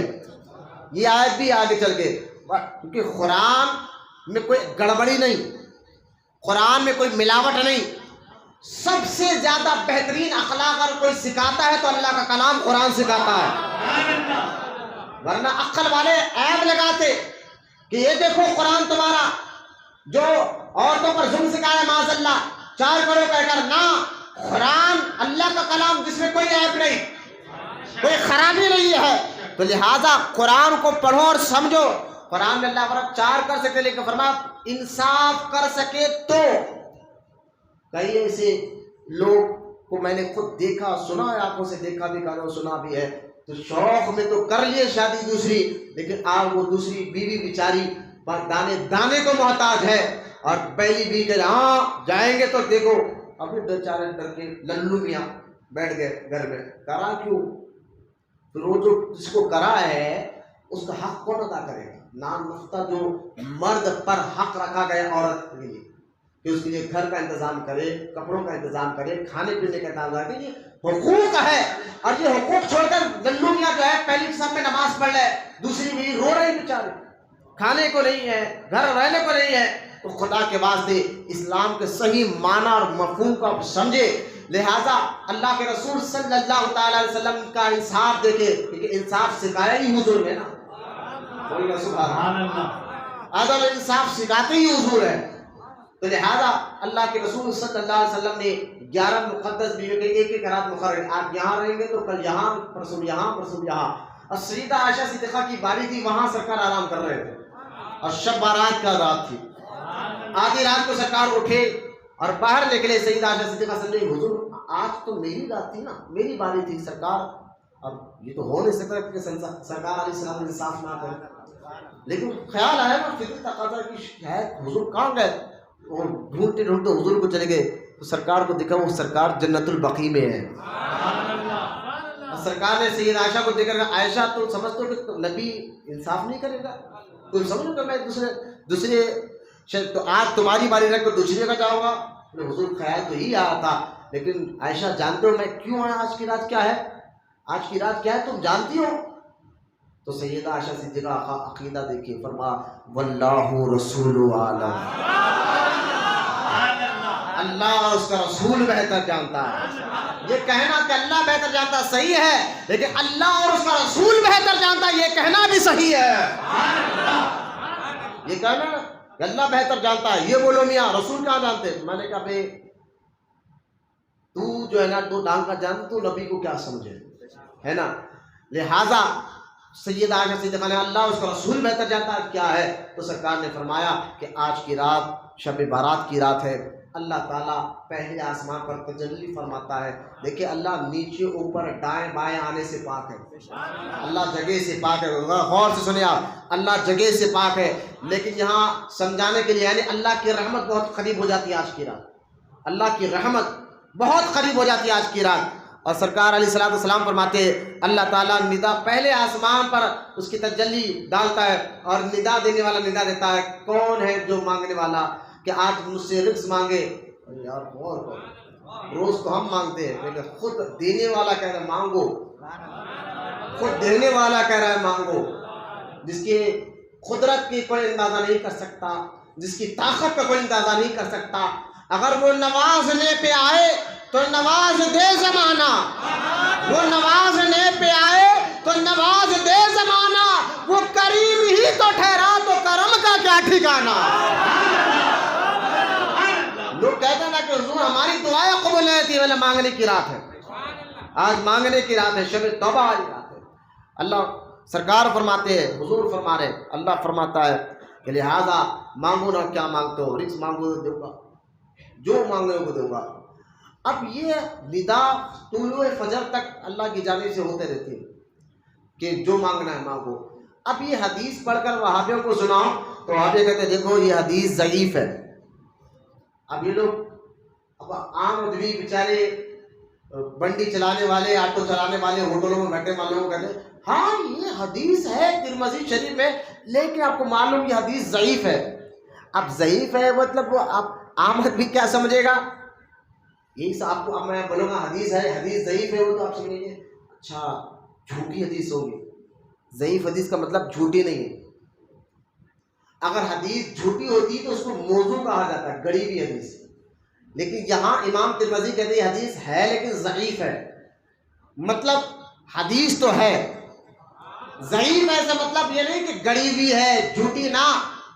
حدیث کو جو سن کر راویت جو بیان کرتے ہیں، ان راویوں میں ایک راوی کمزور ہوتا ہے تو جو محدثین ایک الگ شعبہ ہے، یہ الگ ایک جو ہے نا شعبہ محدثین کا.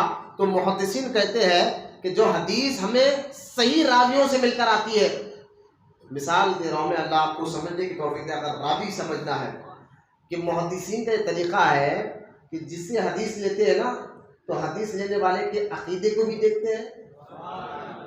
اب یہ ہے جناب نبی صاحب، اب میں ان سے حدیث سن رہا ہوں تو میں پہلے نبی صاحب کو دیکھوں گا کہ ان کا عقیدہ کیا ہے. ایک یہ محدثین کی ڈیوٹی ہے کہ جس سے ہم سن رہے ہیں یہ کہہ رہا ہے کہ میں نے اپنے والد سے سنا، انہوں نے ان کے والد سے سنا، انہوں نے صحابی سے سنا، انہوں نے حضور سے سنا. اب 4-5 جنے ہیں تو میں پہلے نبی کو دیکھوں گا یہ کون ہے، اچھا ان کا عقیدہ صحیح ہے، پھر ان کا عمل کیسا ہے، ان کا عمل بھی دیکھو، نمازی ہے نہیں ہے، پرہیزگار ہے نہیں ہے، محلے میں ان کا مقام کیا ہے. یہ محدثین جمع کر اللہ محدثوں کی قبروں پر رحمت نازل فرمائے، کیا محنت کر کر کر ہمیں یہاں تک دین پہنچا ہے. لہذا ان راویوں کو چھان بین کر کر اگر کسی راوی میں کوئی کمی ہو جاتی کہ جیسے کہ بازار میں کھلا کرا، ہاں بھائی راوی تو صحیح ہے جو حدیث سنا اوپر جا کے حضور تک مل رہی ہے، لیکن ان راوی میں ایک خرابی ہے، نمازی فرضہ سب ہے لیکن کل عام روڈ پر یعنی بازار میں کھانا جو نا غلط عیب کی بات ہے نا، لیکن وہ بازار میں کھاتے پھرتا ہے، لہذا حدیث تو صحیح کہہ رہا ہے لیکن بازار تو راوی میں کمزوری دے کر محدثین کہتے ہیں یہ حدیث ہے لیکن اس کی ایک راوی میں کوئی کمی ہے، کچھ غلطی ہے، لہذا یہ حدیث ضعیف ہے، یہ حدیث ضعیف ہے۔ اب اس حدیث سے حرام اور حلال کا مسئلہ نہیں نکالیں گے۔ میں جو آپ کو کہنا چاہتا ہوں نا، اللہ آپ کو سمجھنے کی توفیق دے، چہروں سے بتائیں میں کہنا۔ اب اس حدیث سے جو حدیث ضعیف ہوتی ہے نا، اس حدیث سے حرام یا حلال کا مسئلہ نہیں لیا، اسی حدیث سے حرام اور حلال کا مسئلہ لیا جاتا ہے جو حدیث بالکل صحیح ہوتی ہے یا حسن ہوتی ہے۔ ضعیف حدیث سے حرام اور حلال کا مسئلہ نہیں لیا جاتا، لیکن فضائل کے بارے میں اس حدیث پر عمل کیا جائے گا، فضائل کے مستحب کے بارے میں۔ تو میں نے کہا شب بارات ہم تھوڑا ہی کریں کہ شب بارات کو جاگنا فرض ہے، نہیں، ہم تھوڑا یہ کہہ رہے ہیں کہ شب بارات کو نہیں جاگیں گے تو گناہ کا ہوگا، نہیں، ہم یہ کہہ رہے ہیں کہ آج کی رات جاگنا فضائل والی رات ہے، مستحب والی رات ہے۔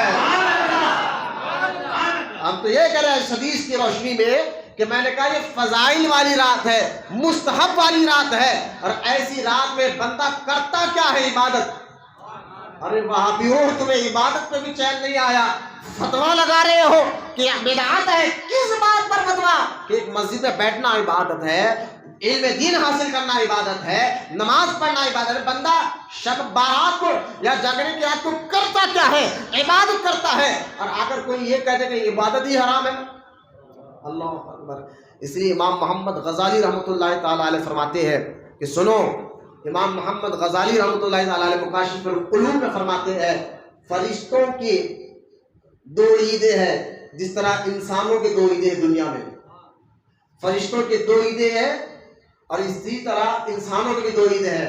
تو امام محمد غزالی رحمۃ اللہ تعالی علیہ فرماتے ہیں کہ انسانوں کی دو عیدیں عید الفطر اور عید الاضحیٰ، جس میں رمضان شریف کی عید اور بقرعید کی گئی، یہ انسانوں کی عید ہے، اور فرشتوں کی عید کیا ہے؟ فرمایا شب بارات اور دوسری شب قدر۔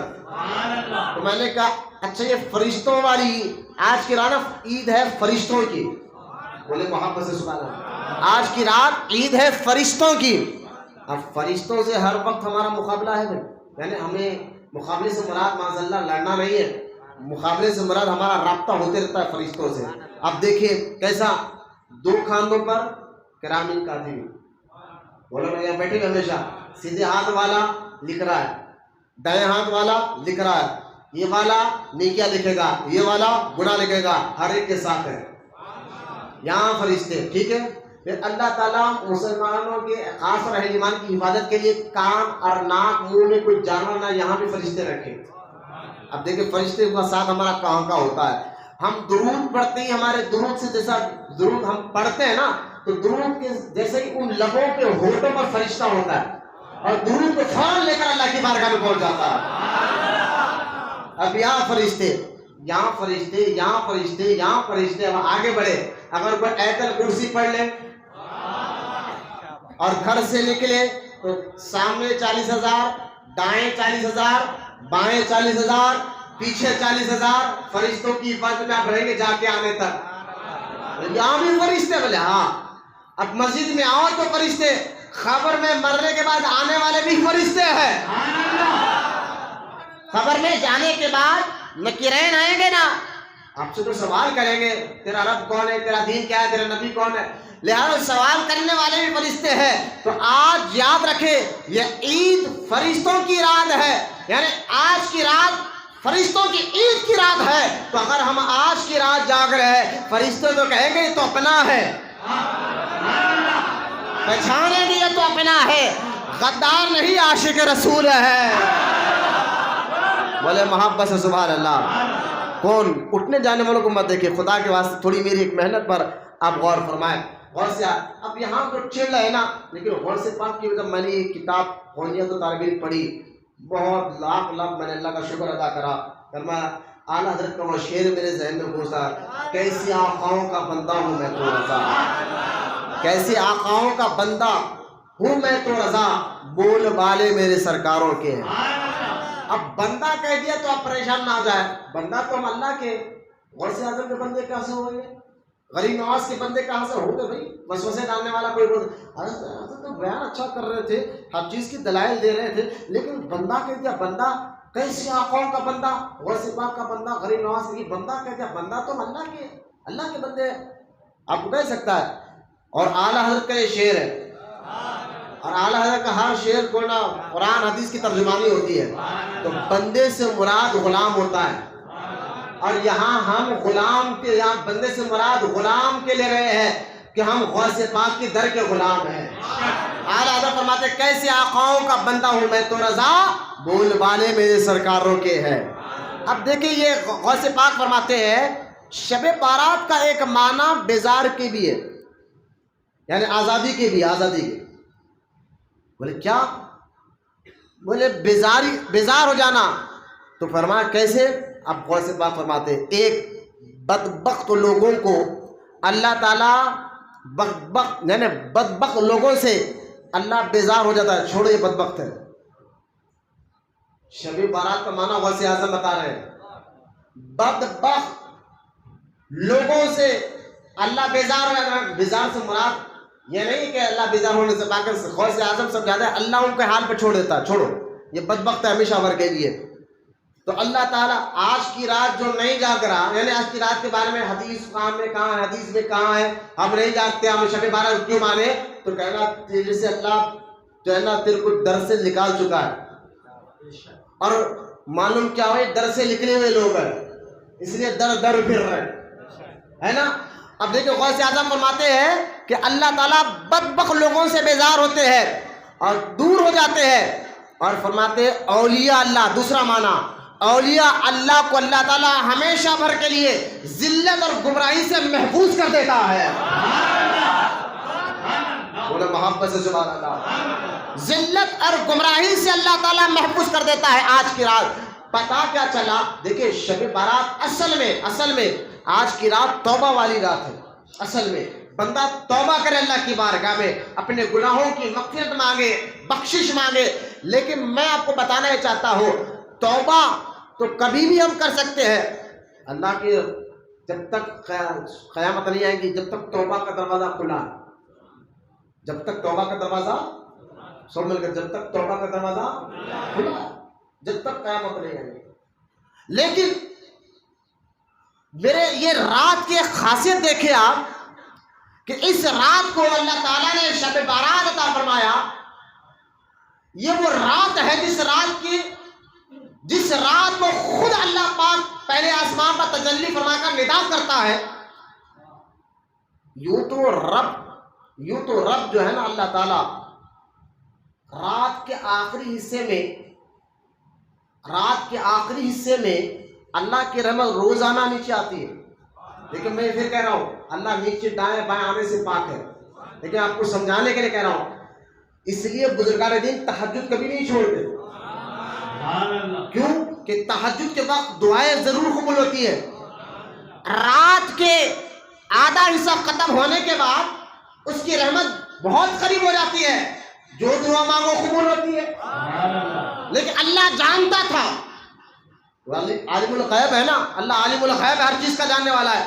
اللہ اس بات کو جانتا تھا میرے مصطفیٰ کی امت میں اولیاء اللہ تو روز جاگ کر مجھے منا لیں گے، سبحان اللہ بولے، جو میرے محبوب ہوں گے وہ تو روز جاگیں گے مجھ سے۔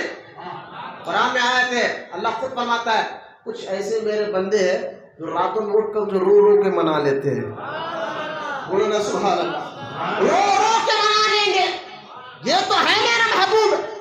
لیکن میرے مصطفیٰ کی امت میں کچھ ایسے ہوں گے جو راتوں میں اٹھ نہیں سکیں گے۔ محبوب تو اٹھیں گے، گنہگار کیا ہوگا؟ نیک تو اٹھیں گے، گنہگار کا کیسے ہوگا؟ کیونکہ میری رحمت روزانہ آدھی رات کے بعد بندوں کے قریب ہوتی ہے۔ لہذا مصطفیٰ کو، میرے حبیب کو، ہم سب کے پیارے آقا کو امت سے بڑی محبت ہے، اور اللہ کو حضور سے بڑی محبت ہے۔ اللہ کو حضور سے بڑی محبت ہے اور حضور کو امت سے بڑی محبت ہے۔ تو اللہ نے دیکھا کہ نیک بندے تو مجھے منا لیتے ہیں روز جاگ جا کر، لیکن جو گناہگار ہیں وہ تو یوں ہی سو جاتے ہیں. لاؤ مصطفیٰ میں تمہیں ایک رات ایسی بھی دے دیتا ہوں، ایک رات میں تمہیں ایسی بھی دے دیتا ہوں جو کسی نبی کو نہیں، صرف تجھے دیا ہوں. اور اس رات کو میں آدھی رات نہیں، جیسا سورج ڈوبتا ہے میری رحمت قریب ہو جاتی ہے.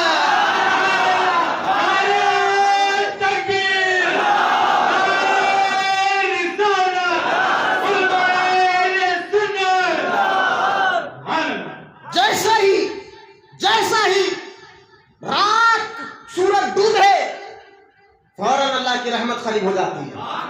اور یہ شب بارات ہے. سبحان اللہ، یہ شب بارات ہے. یہ گناہگاروں کو بخشش کے لیے اللہ تعالیٰ نے عطا فرمایا ہے.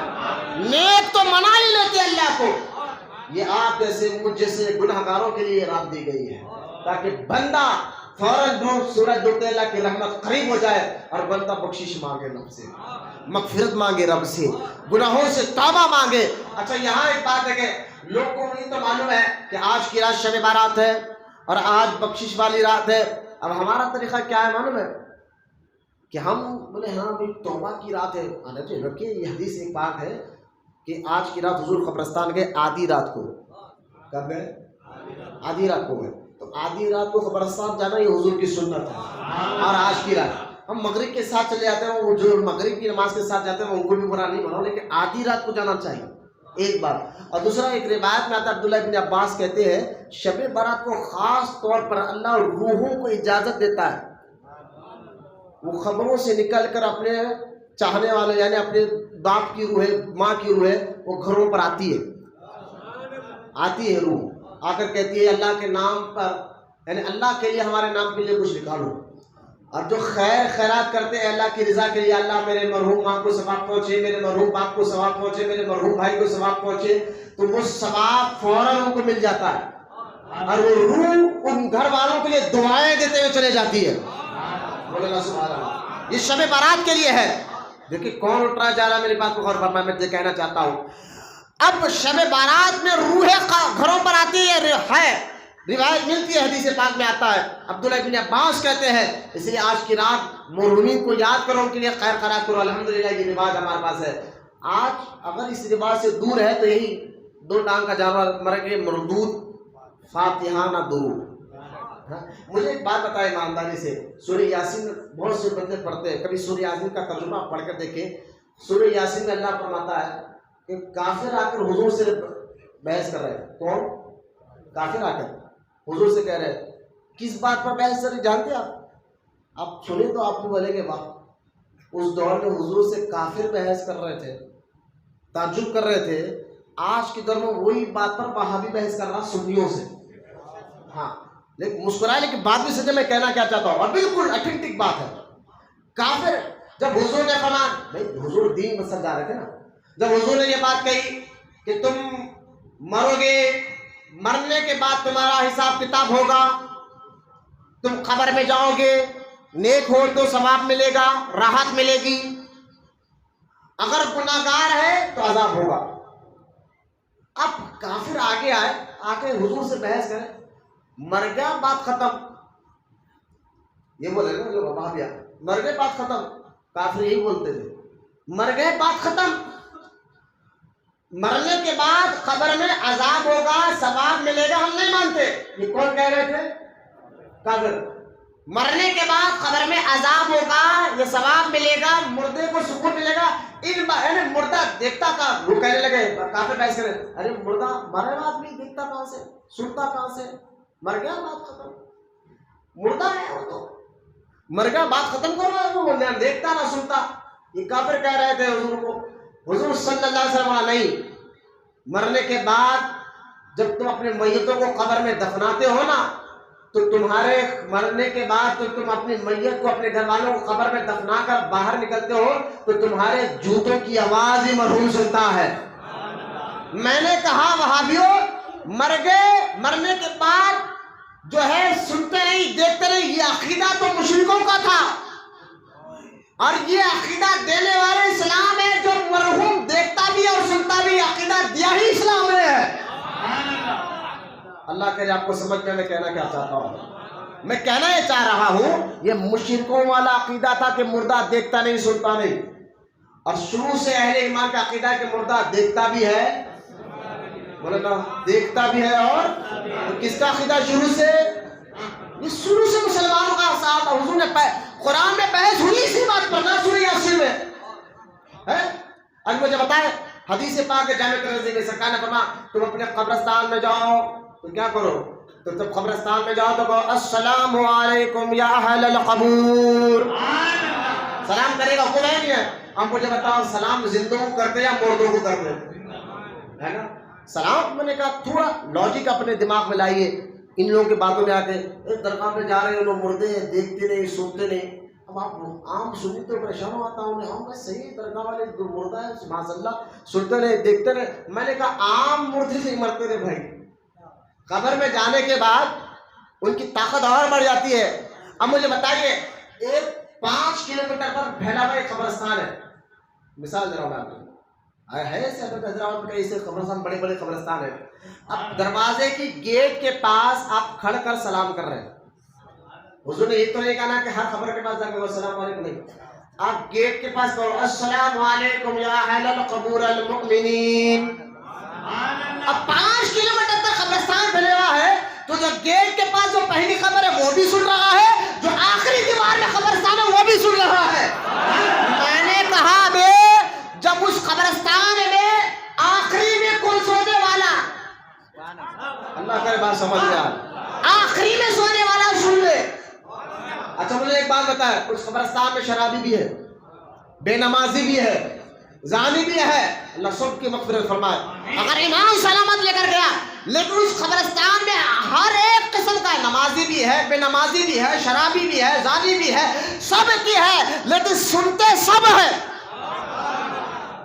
میں نے کہا جب ایک عام روح مرنے کے بعد تیرے سلام کا جواب سنتی بھی ہے، تجھے دیکھتی بھی ہے، جواب دیتی بھی ہے، تو جب عام روحوں کا یہ عالم ہے تو اللہ کے محبوبوں کا عالم کیا ہوگا؟ بزرگان دین کا میں تو حضور تک کا لے جاؤں آپ کو، بزرگوں کا عالم کیا ہوگا، یہ اولیاء اکرام کا عالم کیا ہوگا. یہ اللہ کے محبوب ہے، محبوب. خود قرآن میں نبی نے بڑا غوث اعظم نے جو آیت پڑھی ہے اللہ جسے چاہے پیدا کرتا ہے اور جسے چاہے پسند کر لیتا ہے. میں نے کہا اللہ نے غوث اعظم کو پسند کر لیا، اللہ نے پسند کیا. لہٰذا آج کی رات جو ہے نا مردے گھروں پر آتے ضرور ہے، اور جو بیچارے فاتحہ دلا رہے الحمدللہ، فاتحہ ہے کیا ثواب بھی تو پہنچاتے نا قرآن پڑھ کر، جو بیچارے دلا رہے ہیں. اور لوگ آج تک کہتے ہیں فاتحہ کہاں لکھا ہے، میں نے کہا قرآن شروع ہی سورہ فاتحہ سے ہو رہا ہے. تھوڑا سا عقل استعمال کرنا، شروع ہی سورہ فاتحہ سے، اللہ کا کلام فاتحہ سے شروع ہو رہا ہے. اشارہ اللہ تعالیٰ نے دے دیا ہر اچھا کام فاتحہ سے شروع کرو. کلام خود فاتحہ سے شروع ہو رہا ہے، ہر اچھا کام فاتحہ سے شروع کرنا یہ خود اللہ پاک نے اشارہ دے دیا. خیر لہٰذا جو لوگ فاتحہ دلاتے ہیں مرحوم آج کی رات مرحوم ان کی روح ان کی دعائیں دیتے ہوئے جاتی ہے یا اللہ ان کی مغفرت فرما. اب جو نہیں دلاتے نا حدیث میں آتا ہے کہ وہ روتے ہوئے جاتے ہیں کہ یا اللہ انہوں نے ہمیں بھول گئے، ہمیں کچھ دیا نہیں، ان کو بھی تو تباہ اور برباد کر دے. بعض روح دعائیں بدعائیں دیتے جاتی ہے. لہٰذا آج کی رات تو روح گھروں پر آنے والی رات ہے، یہ بھی ایک بات ہے، لیکن سب سے اہم بات کہ آج کی رات مغفرت والی رات ہے، توبہ والی رات ہے. تو ہم توبہ کیسے کریں گے؟ آج ہمارے پاس جو رواج بن گیا ہے کہ جیسا ہی توبہ، اب تو فون بیچارہ ہمارا، یہ میں اکثر فون کو کہتا ہوں یہ موکل ہو گیا ہمارا، جہاں بھی کیا حکم میرے آقا پر کیا جاتا ہے، ٹھیک ہے. لہٰذا آج کل فون شب بارات آتا ہے ٹک ایک میسج ڈال دیے چھوڑ دیے مجھ سے کوئی غلطی ہو گئی تو معاف کر دیجیے آپ، چلو یہ جناب کی توبہ ہو رہی ہے. ابھی تو اس کو گالی دیا تھا، اس کے ماں باپ کو گالی دیا تھا، اس کی زمین ہڑپ کر بیٹھ گیا، پراپرٹی ہڑپ کے بیٹھ گیا، اور انہوں میسج جا رہا ہے غلطی ہوئی تو معاف کر دیجیے. خالی وہ میسج کر رہے ہیں. میں نے کہا یہ رب کی بارگاہ میں مذاق نہیں تو پھر کیا ہے؟ بالکل مذاق. یہ مرحومین جن کے قبروں پر ہم جا، بھائی حدیث پاک میں آتا ہے، دیکھو اللہ کے رسول صلی اللہ علیہ وسلم ارشاد فرماتے ہیں، آج کے توبہ کی رات ہے لیکن مرحومین کے بارے میں ایک اور حدیث مجھے سرکار علیہ السلام کی یاد آ گئی. سرکار نے فرمایا اگر تمہارے ماں اور باپ یا دونوں بھی انتقال کر گئے یا دونوں میں سے کوئی ایک انتقال کر گیا تو ہر جمعہ تم ان کی قبر کی زیارت کے لیے جایا کرو. ہوگا کیا؟ تو سرکار نے فرمایا جو ہر جمعہ کو اپنے ماں یا باپ یا دونوں میں سے ایک کی قبر کی زیارت کے لیے جائے گا اللہ اس کی بخشش فرما دے گا. اللہ جب اس کی مجھے بتایا ماں اور باپ، یہ نہیں کہا کہ اگر تمہارے ماں باپ نیک ہو تو جاؤ، تمہارے ماں باپ نیک ہو تو جاؤ، یہ نہیں کہا ماں اور باپ اگر ایمان والے قبر کی زیارت کرو اللہ تمہاری بخشش فرما دے گا. میں نے کہا آج بخشش والی رات ہے، مغفرت والی رات ہے اور آج مرحومین کو یہ دعائیں کرنے کی رات ہے، تو آج کی رات جو نا خاص طور توبہ. اب تو ہمیں توبہ کا معنی ہی نہیں معلوم ہے. ہم بول رہے ہیں یہاں بیٹھ کے وہاں سبحان اللہ الحمدللہ بول رہے ہیں اللہ کا شکر ہے، لیکن اگر ہم کہیں گے جناب چلیے توبہ کرے، بولے ہاں توبہ یا اللہ آج سے نماز پڑھوں گا، لیکن دل والے چھوڑ لمبی عمر ہے باقی ہے بہت جینا ہے تیرے کو، یا اللہ شراب چھوڑ دوں گا اندر سے نہیں ابھی نہیں چھوڑنا. مولانا کے سامنے بول دیں یہ توبہ کا صحیح مطلب نہیں ہے، کیونکہ توبہ کی رات ہے نا. اللہ تعالیٰ فرمایا کہ آج شب توبہ ہے، تو توبہ کی رات کے بارے میں جاننا ہمارے لیے میں بہت ہی زیادہ ضروری ہے، کیونکہ ہم بزرگان دین کے چاہنے والے، ہم تو مزارات کے چاہنے والے ہیں نا. مجھے ایک بات یاد آ گئی، دیوبند ایک عورت جو ہے نا، یہ جو خبروں سے چڑھتے ہیں نا جو لوگ، ان کے لیے ایک بات ہے سنیں آپ، تھکے تو نہیں نا؟ بولے محبت سے دونوں ہاتھ ڈالے سبحان اللہ. بھائی تھکنا تو مجھے چاہیے کہ میں بیٹھا ہوں آپ کو صرف سمجھانے کے لیے.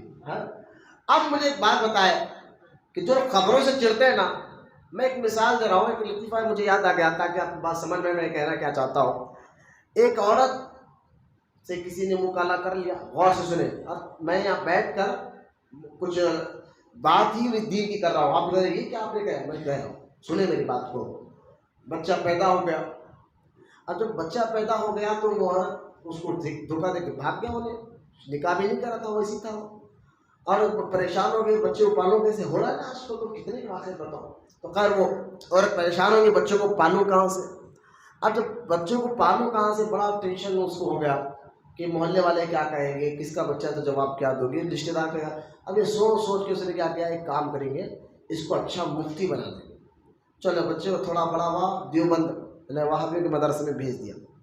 اب وہ وہابیوں کے مدرسے میں گیا، پڑھا لکھا، عالم بنا، حافظ بنا، مفتی بن گیا. مفتی بن کر اماں کو خط لے کر، اماں بولے نہیں بیٹا ابھی نہ کہو، میں بولے وقت آنا، میں بولے وقت آنا. اب سو بن کر آخر مفتی جب بن گیا نا، بولے اماں آپ آؤ، بولے آ جاؤ بیٹا. اب آیا، پورے گاؤں میں اس کی واہ واہ ہوگی، یار یہ عورت کا بیٹا مفتی بن کر آیا، ہمارے گاؤں کا بچہ مفتی بن کر آیا. اب مفتی بن کر گھر آیا، اماں سے ملا، اماں بہت خوش ہوئی. اب پورے محلے والے آئے، گاؤں کے لوگ آئے، بولے یہ مفتی بن گیا، ہمارے گاؤں کا بچہ مفتی بنا، مفتی بنا. سب ملنا آ کے ملاقات کرے. اچانک دوسرے دن شب بارات کی رات تھی. کون سی رات تھی؟ شب بارات کی گاؤں میں. اب شب بارات کی رات کو جو ہے نا، پورے آجو پڑوس کے دوست آئے، آ کے بولے مفتی صاحب چلیے قبرستان، ہمارے ابا کی قبر پہ ہم جا رہے ہیں، کوئی کہہ رہا ہمارے بھائی کی قبر پہ جا رہے ہیں، کوئی ہمارے رشتے دار کی قبر پہ جا رہے ہیں، چلیے فاتحہ. ہم تو ان پڑھ ہیں، آپ پڑھے لکھے ماشاء اللہ مفتی بھی ہے، چلیے ہم چل کر جو ہے ہم فاتحہ دے کر آئے. وہ بولا مفتی صاحب بولے اچھا قبرستان جانا ہے، یقیناً شب بارات ہے، لیکن ایک کام کرو. بولے کیا؟ میں ابھی اماں سے ایک بات کر کر گھر میں اماں پورے دوستہ قبرستان جا رہے ہیں اپنے اپنے مرحوم سے دعا کرنے کے لیے. اب تم سچ سے بولو میرے ابا کی خبر کا. اب اماں پکڑ گئے، بولے میرے ابا کی خبر بتائیے. اب پہلے اماں بہت ٹالی سمجھائی، بہت غصہ آ گیا. بولا اماں یا تو رہنا ہے تو میں رہنا، صحیح سے بولا ابا ہے کا. آخر میں نہ چاہتے بھی اماں کو بولنا پڑا بیٹا تیرا باپ جو ہے ایسا ایسا کر کے. بولے باپ بھی نہیں تھا، بس بغیر نکاح کے ضمن تھا، بھاگ گیا. اب اس کو بڑا غصہ، یار میں تو مفتی بن گیا، میں کیا بولوں اس کو، میں دوستوں کو کیا بولوں کہ میرے ابا ہے ہی نہیں. اب بہت غصہ آیا، بچڑا دوستوں کو بڑے مشکل سے بولا کہ تم جاؤ میرا موڈ خراب ہو گیا، تم چلے جاؤ. دوست تو چلے گئے. اب یہ پہنچے مولانا دوسرے دن مفتی بن کر مدرسہ واپس گئے اور اتفاق فتویٰ آیا کہ حضرت قبرستان جا سکتے ہیں. اب ان کو غصہ آتا، باپ کی خبر لیتے نا کہ انہوں نے فتویٰ دے قبرستان جانا شرک ہے. تو یہ لوگ ہیں جو شرک کا فتویٰ لگاتے ہیں نا قبرستان میں کھو جاؤ، ان کے اباؤں کا پتہ نہیں ہے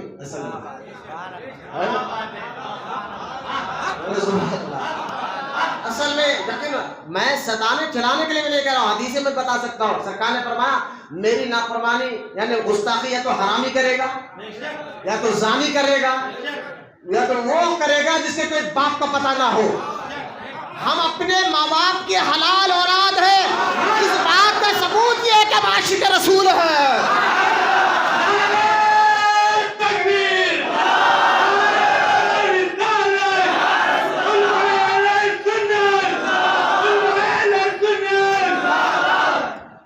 اس بات کا ثبوت یہ ہے کہ ماں باپ کے حلالی اولاد ہے کہ اللہ نے ہمارے دلوں میں عشق رسول رکھا ہے. لہٰذا یہ حرامیوں سے آپ پریشان مت ہو کہ آج قبرستان آ جائے، مرحومین آتے ہیں. اور خاص طور پر جو لوگ لے گئے جائیے جناب، آدھی رات کے بعد جانا تو حضور کی سنت پر عمل کرتے ہیں، کیونکہ حضور کی سنت مبارکہ ہے. لہٰذا آج کی رات توبہ کی رات ہے نا، تو آج کی توبہ کی رات کے لیے ہمیں کیا ہے کہ ہمیں صرف میسج سے کام نہیں چلے گا. اب جو بچے میں مریدوں پہ بھی نظر رکھ رہا ہوں، تھوڑا توجہ دیجیے، سیکھنے کی باتیں ہیں. تو لہٰذا صرف جو ہے میسج کر دے معاف کر دے نہیں ہوگا. اب صرف زبان توبہ کے بارے میں پہلے جاننا ضروری ہوتا ہے. اب میں آپ کو بتاؤں توبہ کا صحیح معنی ذہن میں رکھے، پھر بات بھی آگے بڑھتے ہیں. توبہ کا صحیح معنی سنیں میری طرف. ایک، اللہ کے حقوق میں اگر کوئی گڑبڑی کی تو توبہ کرنا ہے، بندوں کے حقوق میں کوئی گڑبڑی کی تو توبہ کرنا ہے. کیونکہ توبہ کا صحیح معنی سیکھو گے، سمجھو گے، پھر توبہ کرو گے تو اللہ کی بارگاہ میں توبہ قبول ہے. ٹھیک ہے؟ ورنہ وہ صرف استغفر اللہ توبہ کرے، دل پورا معنی ہی نہیں معلوم ہے، مطلب ہی نہیں معلوم ہے، اور بولے اللہ معاف کر دے گا. نہیں بھائی، اللہ ہی نے قانون بنایا ہے نا. یہ بہت ہمارا شیطان مسئلہ، چھوڑو اللہ معاف کر دے گا، نہیں معلوم. نہیں، پہلے سونے آپ. اللہ کے حقوق میں اگر گڑبڑی کرے تو توبہ. اللہ کے حقوق کیا ہے؟ 3 ہیں. ایک بدنی عبادت، اور ایک مالی عبادت. بولنا سبحان اللہ. بدنی عبادت، مالی عبادت، اور ایک بندہ تنہائی میں کوئی گناہ کر رہا ہے، تنہائی میں اکیلا اپنے آپ. یہ 3 چیزیں ہیں. بدنی عبادت میں نماز آ جاتی ہے. کسی نے نمازوں کو چھوڑا. اب کسی کے دیکھیے بندہ ہے، اب عموماً 14 سال کی عمر میں بچہ بالغ ہو جاتا ہے. اب جیسا بچہ بالغ ہو جاتا ہے اس پر نمازیں ساری عبادتیں فرض ہو جاتی ہیں. اب ایک بندہ ہے جس کی عمر 25 سال ہے، اور اس نے 14 سال کی عمر کے بعد سے اب تک یعنی 20 سال تک 25 سال کی عمر میں بامشکل 1 سال نماز پڑھا ہوا ہے، باقی کے سارے نمازیں اس نے چھوڑ دی، سارے نمازیں چھوڑ دی. اب بتائے کہ وہ بندہ آج کی رات بولے گا اللہ معاف کر دے، نہیں ہوتا بھائی معاف.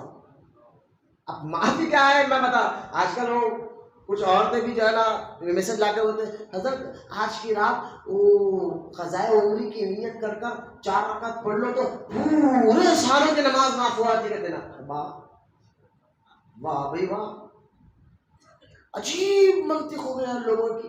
جو آج کل ہے نا فیس بک اور ہم لوگ ایسے لوگوں کو چبوتروں کے مفتی ہوتے ہیں، مفتی بنتے ہیں مدرسوں میں 15 سال 20 سال پڑھنے کے بعد.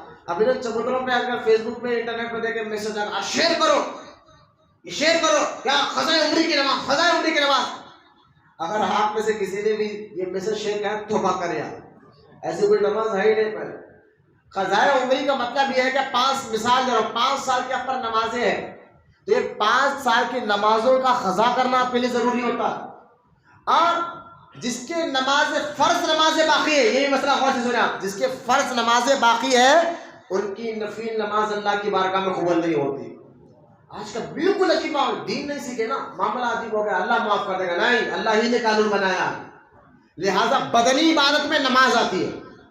اب نماز میں کوئی کوتاہی کی تو صرف توبہ کرنے سے بعد نہیں، نیت کرنا ہوگا اور دھیرے دھیرے ایک ایک کر پوری نمازوں کی یعنی فرض نمازوں کی، سنت و نوافل گئے، فرض نمازوں کی قضا کرنا ہوگا. وہ قضا کرو گے تو صحیح معنی میں توبہ ہے. بدنی عبادت میں نماز، بدنی عبادت میں روزہ. رمضان مبارک کے اگر روزے آپ نے چھوڑے بالغ ہونے کے بعد 14 سال کے بعد تو اس کی قضا کرو، تب توبہ ہوگی. صرف توبہ کرنے سے توبہ نہیں. ٹھیک ہے، یہ ہو گیا بدنی عبادت. دوسرا کیا؟ مالی عبادت ہے نا، مالی عبادت. یعنی کسی پر زکوٰۃ فرض ہو گئی تھی مالدار پر، خاص طور پر وہ اسلامی بہنیں یہاں بیٹھے ہوئے بھی ہیں، کچھ سنیں آپ بھی سنیں، خاص طور عورتوں کو آپ اپنی بات سمجھائیں، جو سونا دبا دبا کر رکھتے ہیں، چھپا چھپا کر رکھتے ہیں، اور اتنا دبا لیتے ہیں کہ ٹھیک ہے اعتبار ہے اچانک دھن ہو کے مریں گے، مرنے سے پہلے کیا ایک بیٹی کو دے دو، ایک بہن کو دے دو، ایک فلاں کو دے دو، ایک بہو کو دے دو، بہت خدمت کری چلے گئے ختم. لیکن یہ جو اتنے سال اماں آپ جو سونا دبا کر رکھے، زکوٰۃ آپ پر فرض ہو گئی تھی، نکالے نہیں نکالے. اب جو مال قربانی عورتوں پر بھی جس طرح مردوں پر زکوٰۃ فرض ہوتی ہے مال کی وجہ سے، قربانی واجب ہو جاتی ہے، اس طرح عورتوں پر بھی فرض اور واجب ہو جاتی ہے. اب ان سے کہو نہیں ہم کہاں سے نکالیں، ہمیں کون دیتا ہے؟ ارے بھائی سرکار علیہ السلام نے جب صحابیہ سے کہا تھا، انہوں نے بھی کہا حضور ہم تو کیا کر سکتے ہیں؟ سرکار نے فرمایا اپنے زیور بیچ کر نکالو، اپنے زیور بیچ کر نکالو. اور مردوں کو بھی چاہیے کہ وہ صحیح معنوں میں مرد بنے. تمہیں غصہ آتا ہے نمک کھانے میں نمک کم ہو جائے، سالن میں نمک کم ہو جائے تو آنکھیں نکال کر دیکھتے ہیں. کبھی تم اپنے آنکھوں کو نکال کر دیکھو نا کہ بے نمازی اگر تمہاری بیوی نماز نہ پڑھے، روزہ نہ رکھے، چھوڑے عبادت نہ کرے، تب بھی غصہ کرو اللہ کے لیے، اللہ کی رضا کے لیے. تو لہٰذا میں آپ کو بتانا یہ چاہ رہا ہوں کہ عورتوں پر بھی زکوٰۃ فرض ہوتی ہے، سونے کے اعتبار سے، چاندی کے اعتبار سے، قربانی واجب ہوتی ہے. تو مالی عبادتوں میں اگر عورتیں کنجوسی کریں گے، جس طرح مرد کو عذاب ہے اس طرح عورتوں کو بھی عذاب ہے، اور اس کا سیکھنا دونوں کے لیے بھی فرض ہے. تو لہٰذا یہ مالی عبادت میں زکوٰۃ اور قربانی کے مسئلے آتے ہیں.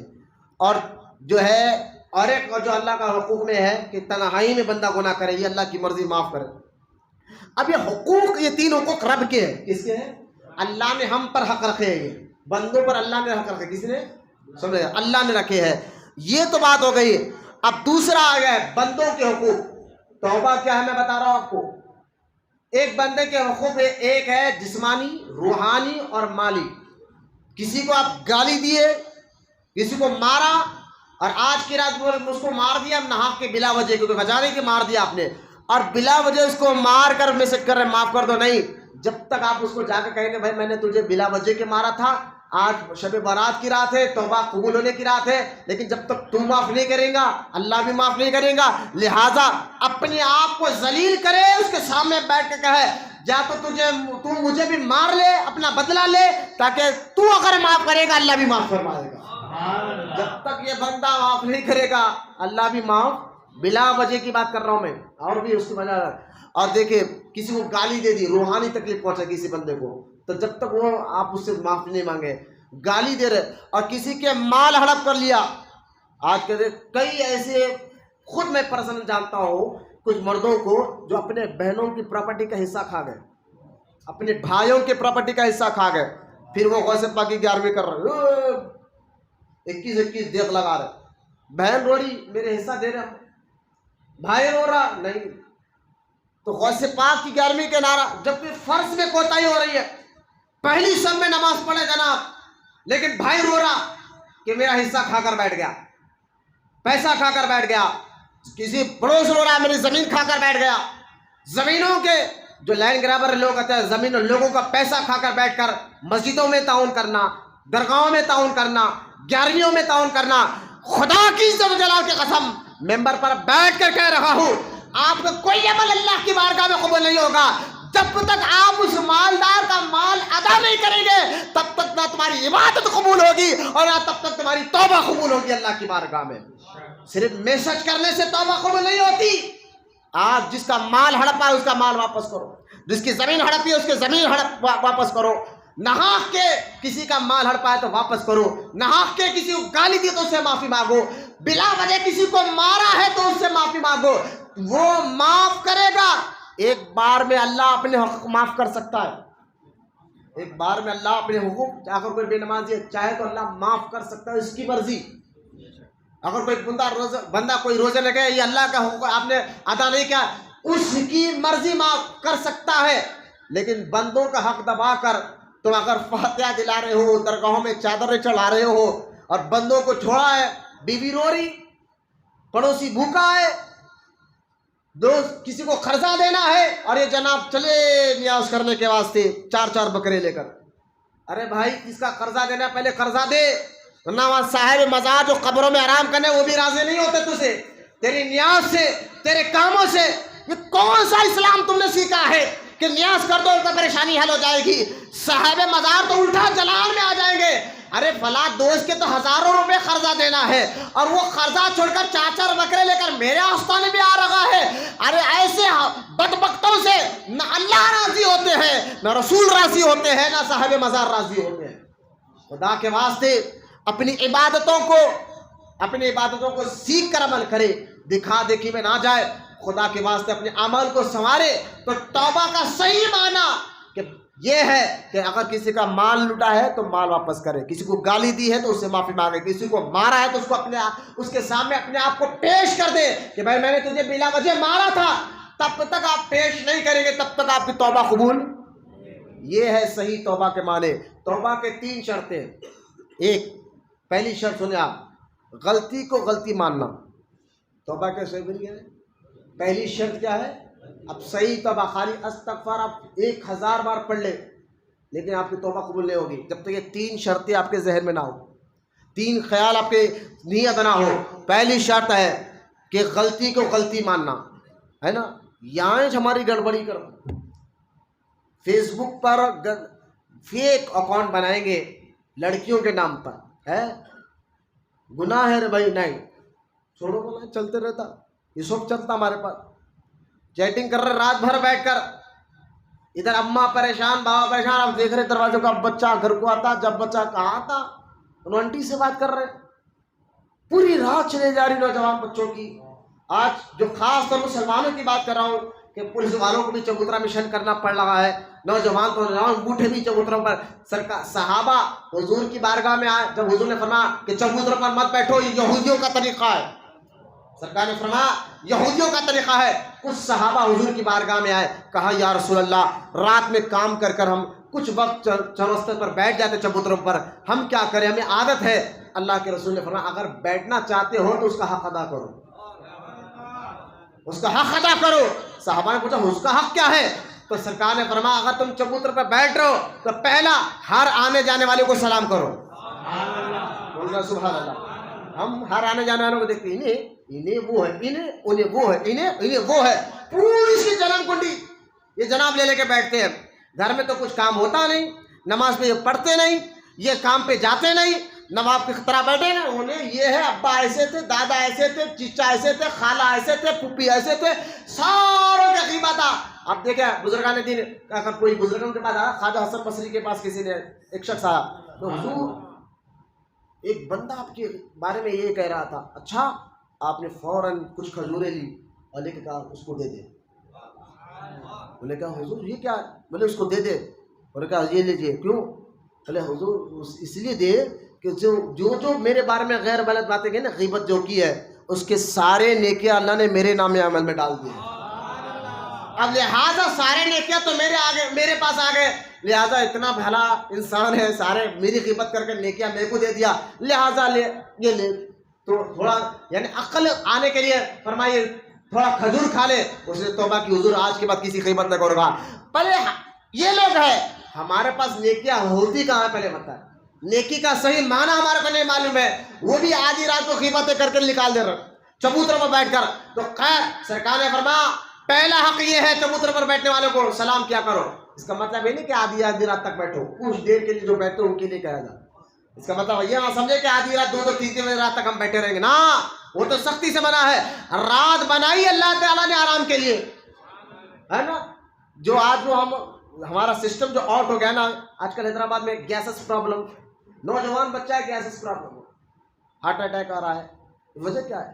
وجہ کیا ہے؟ یہ روٹین ہماری اگر ہم دیکھیں چینج ہو گئی ہے، کھانے پینے کی روٹین چینج ہو گئی ہے، سونے کی. ورنہ امام جعفر صادق رضی اللہ تعالیٰ عنہ نے فرمایا تھا اگر تم لمبی عمر جینا چاہتے ہو، امام حسین کے پوتے نے فرمایا تھا لمبی عمر جینا چاہتے ہو تو جو چیزیں اسلام میں حرام ہے اس کو کرنا چھوڑ دو، اور جو چیزیں حلال ہے وہی کرو، تو پھر اللہ تمہاری عمروں کو لمبی کر دے گا. غور کر یار کہ آج پوری روٹین ہماری چینج ہو گئی ہے کہ ہم جو ناشتہ کرتے ہیں وہ صبح میں ہلکا ناشتہ کرتے ہیں، رات میں جو ہے سخت بریانی وغیرہ کھاتے ہیں، جبکہ اگر روٹین کے حساب سے، ڈاکٹری کے حساب سے بتا رہا ہوں، طب کے حساب سے اگر دیکھا جائے تو صبح میں سخت کھانا کھاؤ اور رات میں ہلکا پھلکا کھاؤ. اس سے پہلے کہ مزاج معتدل پہلے میں رہتی ہے، کیونکہ صحت بھی اللہ کی ایک بہت بڑی نعمت ہے. صحت بھی اللہ کی ایک بہت بڑی نعمت ہے. تو خیر سرکار نے فرمایا چبوتر پر بیٹھو اور ہر جانے والے کو سلام کرو. بولو محبت سے سبحان اللہ. پہلا. اور فرمایا دوسرا کہ اگر جو بھی راستے میں کوئی اسلامی بہن جائے تو اپنے نگاہوں کو نیچے کر لو. بولتے رہیے سبحان اللہ. اپنے نگاہوں کو نیچے کر لو.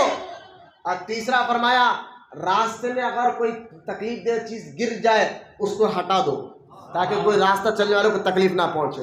اور فرمایا چوتھا اگر کوئی تم سے آگے کوئی کہاں کی جگہ کا ایڈریس پوچھے تو تم اس کو کہاں کا مقام کا پتہ بتاؤ عزت کے ساتھ. یہ ساری عادتیں دیکھ لیں. اب یہ چار چیزیں غیروں میں ملیں گی آپ کو. اپنوں میں تو خالی غیبتیں. اپنوں میں سے وہی مسجد کے امام جاتے اس کو سلام نہیں کریں گے، وہی علاقے کا روڈی پہلوان یا لیڈر کا بھائی، انہوں سب میں سب خسائی بن جاتے. مسکرائے لیکن بات بھی سمجھے میں کہنا کیا چاہ رہا ہوں.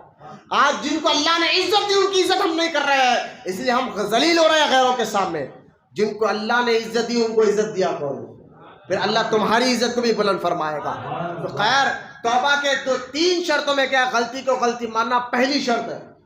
ہم فیس بک کو آج کل دیکھیں، میں نارملی گناہ بتاتا ہوں، لوگ غلطی مانتے نہیں. کتنے لوگوں کو وہ کیا غلطی ہے؟ وہ غلطی ہے اسٹیٹس رکھنا.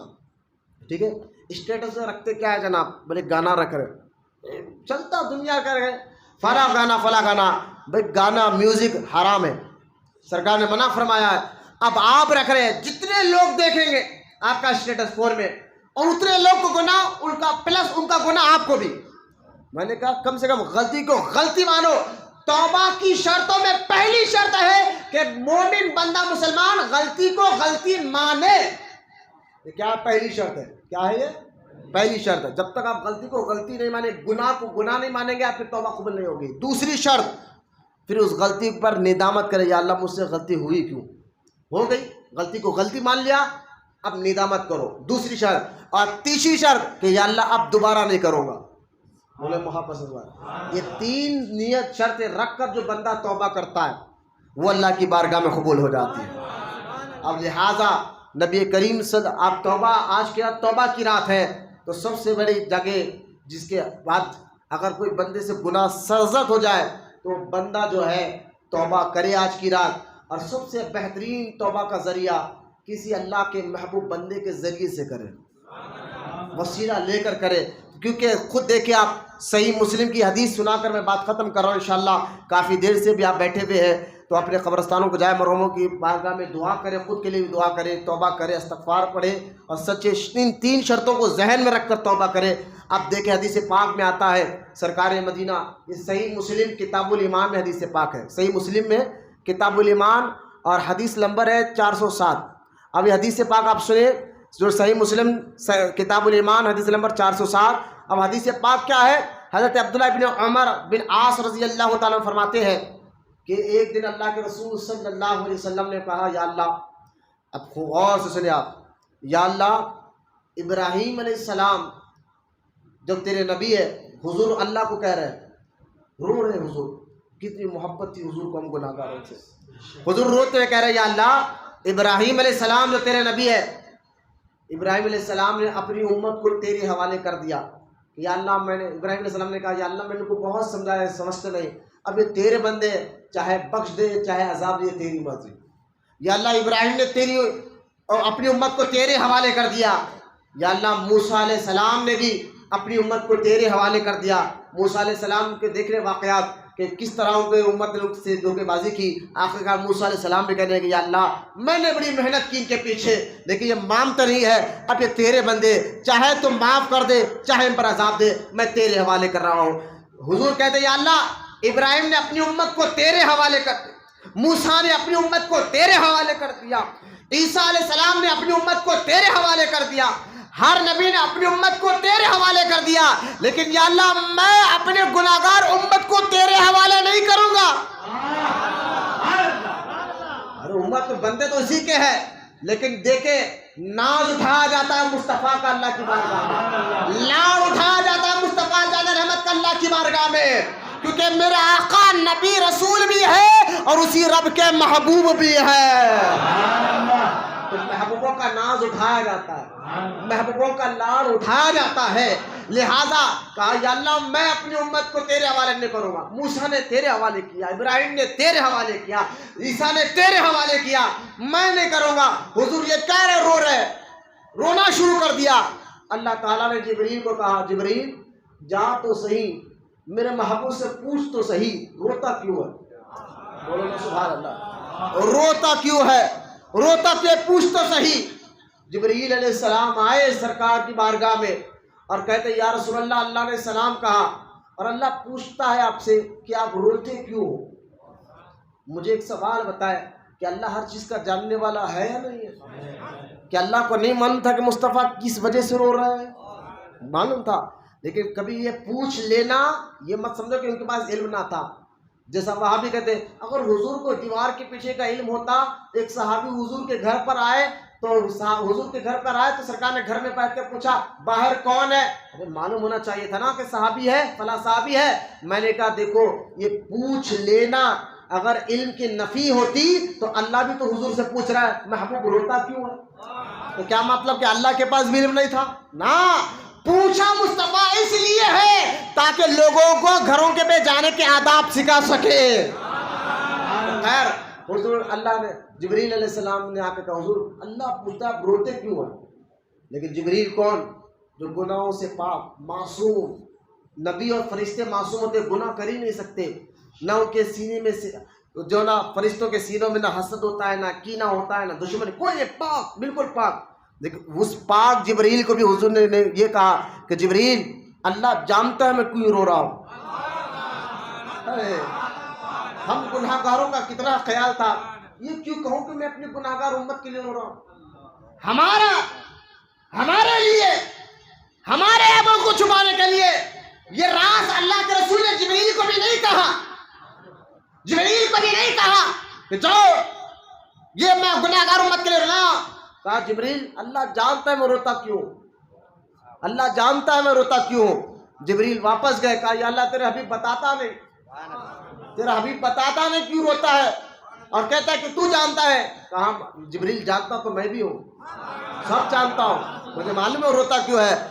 जाकर मेरे महबूब को कह दे हबीब घबरा नहीं, हबीब घबरा नहीं, घबरा नहीं।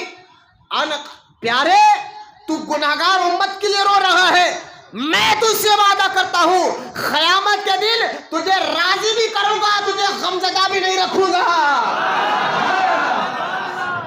बोलो सुभान अल्लाह, बोलो मोहब्बत से सुभान अल्लाह। दो जुमले अल्लाह ने कहा, राजी भी करूंगा और तुझे गमज़दा भी नहीं रखूंगा।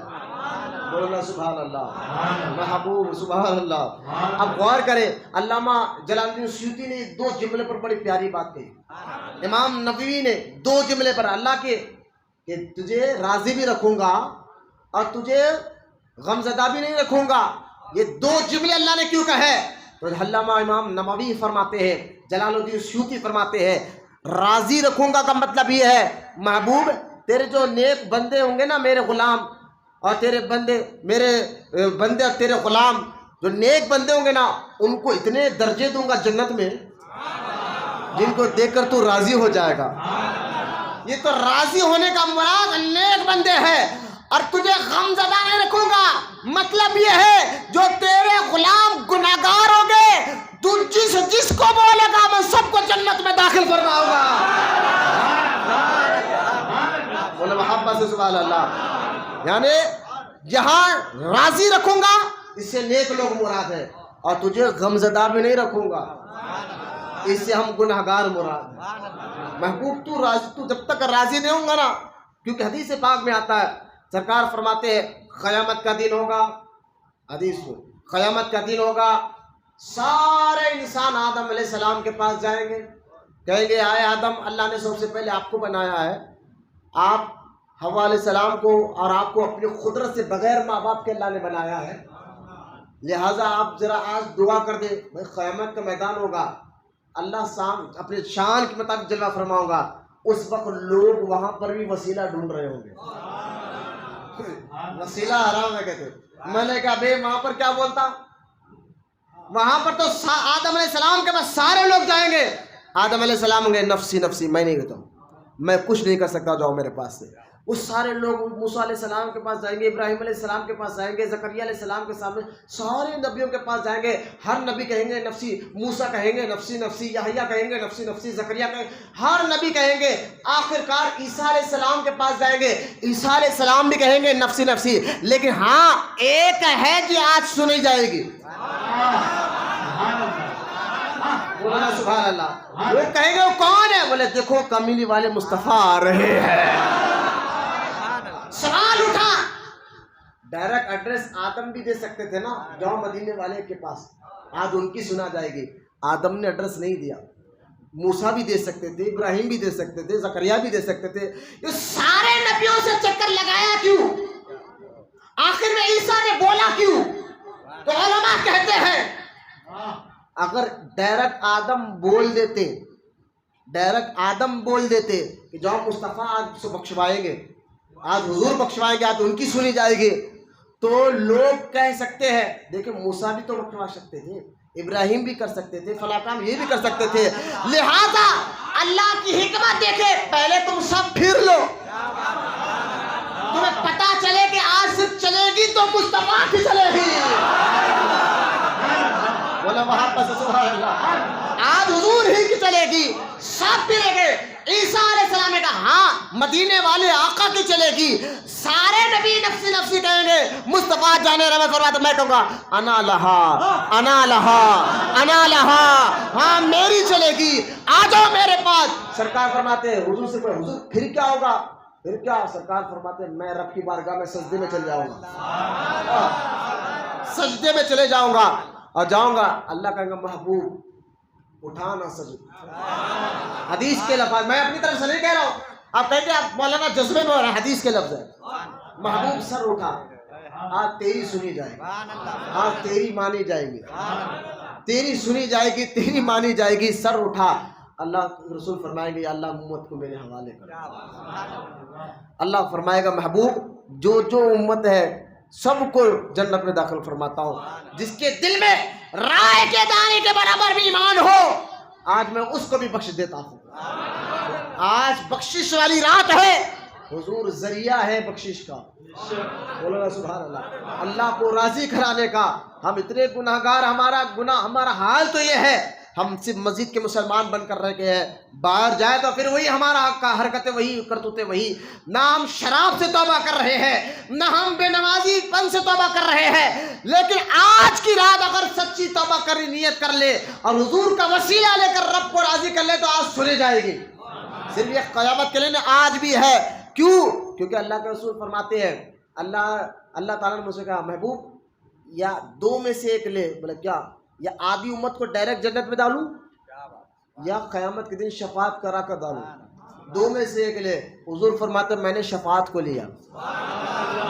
अब एक एक को चुन चुन कर लब की बारगाह में, और कुरान भी कहता है अगर कोई मेरा बंदा अपनी जानों पर जुल्म करे, महबूब तेरे पास आ जाए, महबूब तेरे पास आ जाए और तेरे आस्ताने में आकर मुझसे दुआ मांगे, अल्लाह हमसे खता हो गई है, गलती हो गई है, लिहाजा हम तेरे महबूब का वसीला लेकर तुझसे दुआ मांग रहे हैं। अल्लाह फरमाता है कुरान में महबूब फिर तू भी इनके लिए दुआ कर, फिर वल्लाहु गफूरुर रहीम, अल्लाह बख्शने वाला रहम फरमाने वाला हो जाएगा, तो हुजूर वसीला बनेंगे।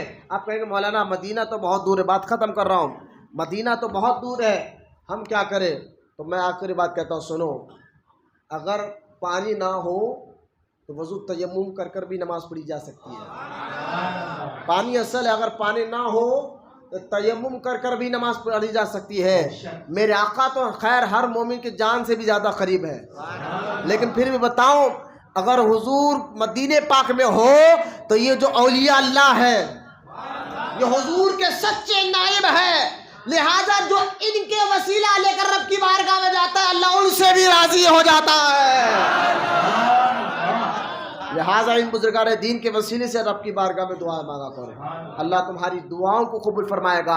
आज बख्शिश की रात है, तौबा के शराइत जहन में रखे, توبہ کے بارے میں نے جو باتیں آپ کے سامنے رکھا، یہ تمام باتوں کو ذہن میں رکھتے ہوئے خود بھی توبہ کرے، گھر والوں کو بھی توبہ کرائے، اور اپنے مرحومین کے پاس بھی جا کر ان کے لیے بھی توبہ کی دعائیں کرے غوث پاک کا، کیوں غوث اعظم خود فرماتے ہیں جو میرا وسیلہ لے کر اللہ کی بارگاہ میں دعا کرتا ہے، غوث اعظم خود فرماتے ہیں میرا وسیلہ لے کر جو دعا کرتا ہے اللہ اس کی دعا کو ضرور قبول فرماتا ہے۔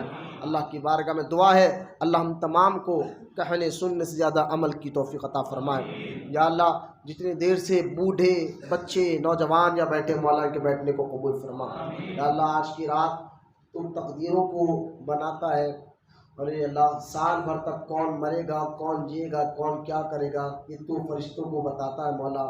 اگر تو ہماری خدمت میں بدبختی لکھ رہا ہے تو میرے مولا حضور کے صدقے اولیاء اکرام کے صدقے میں مولا ہماری قسمتوں میں نیک بختی لکھ دے، ہماری تقدیر میں نیک بختی لکھ دے مولا۔ اگر ہماری قسمت میں تو نے نیک بختی لکھی تو مولا ہم دعا کرتے اس پہ ثابت قدم رکھ میرے مولا، ہمیں استقامت عطا فرما، نیکی پر مضبوطی عطا فرما، استقامت عطا فرما۔ یا اللہ یقیناً ہم گناہ گار خطا کار سیاہ کار بدکار ہے لیکن تیرے محبوب کی امتی ہے مولا، ہمارے گناہوں کو خطاؤں کو مت دیکھ، اپنے حبیب کے صدقے سے ہم سے راضی ہو جا۔ یا اللہ ہم نے جو گناہ کیے اسے ہمیں معاف فرما، جو جان بوجھ کر گناہ کیے اسے بھی معاف فرما، جو انجانے میں کیے اسے بھی معاف فرما۔ یا اللہ وہ کام لے جس سے تو اور تیرا حبیب راضی ہوتے ہو۔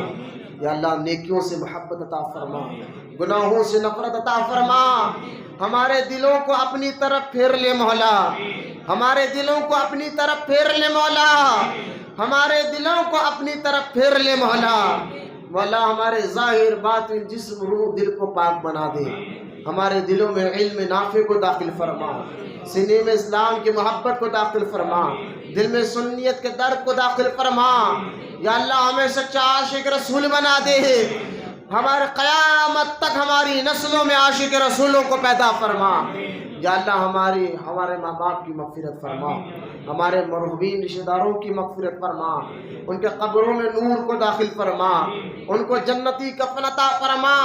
یا اللہ ہمیں بھی مرنے سے پہلے اس کی تیاری کرنے والا بنا دے، خود بھی برائی سے بچنے دوسروں کو بچانے والا بنا دے، خود بھی نیکی پہ عمل کرنے دوسروں کو نیکی کی دعوت دینے والا بنا دے۔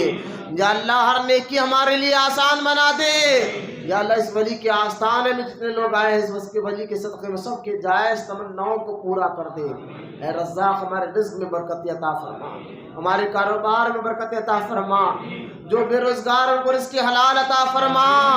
اے رزاق جو کاروبار میں پریشان ان کے کاروباروں میں ترقیاں عطا فرما۔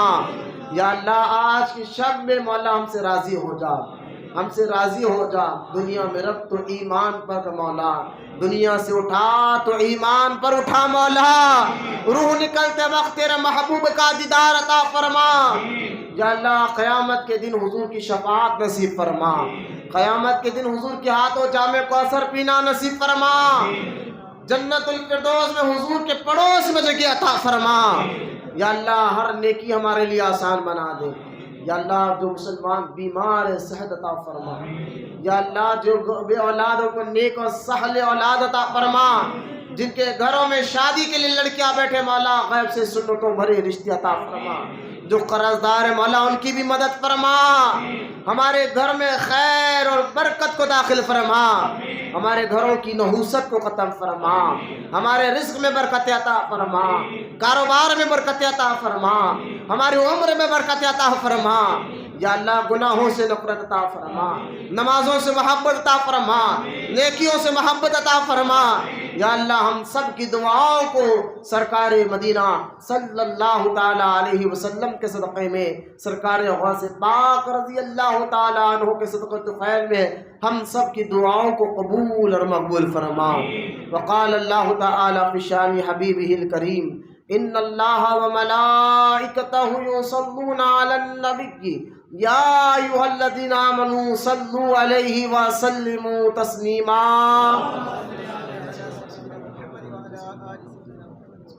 برحمتک یا ارحم الراحمین والحمد للہ رب العالمین، حق لا الہ الا اللہ محمد رسول اللہ۔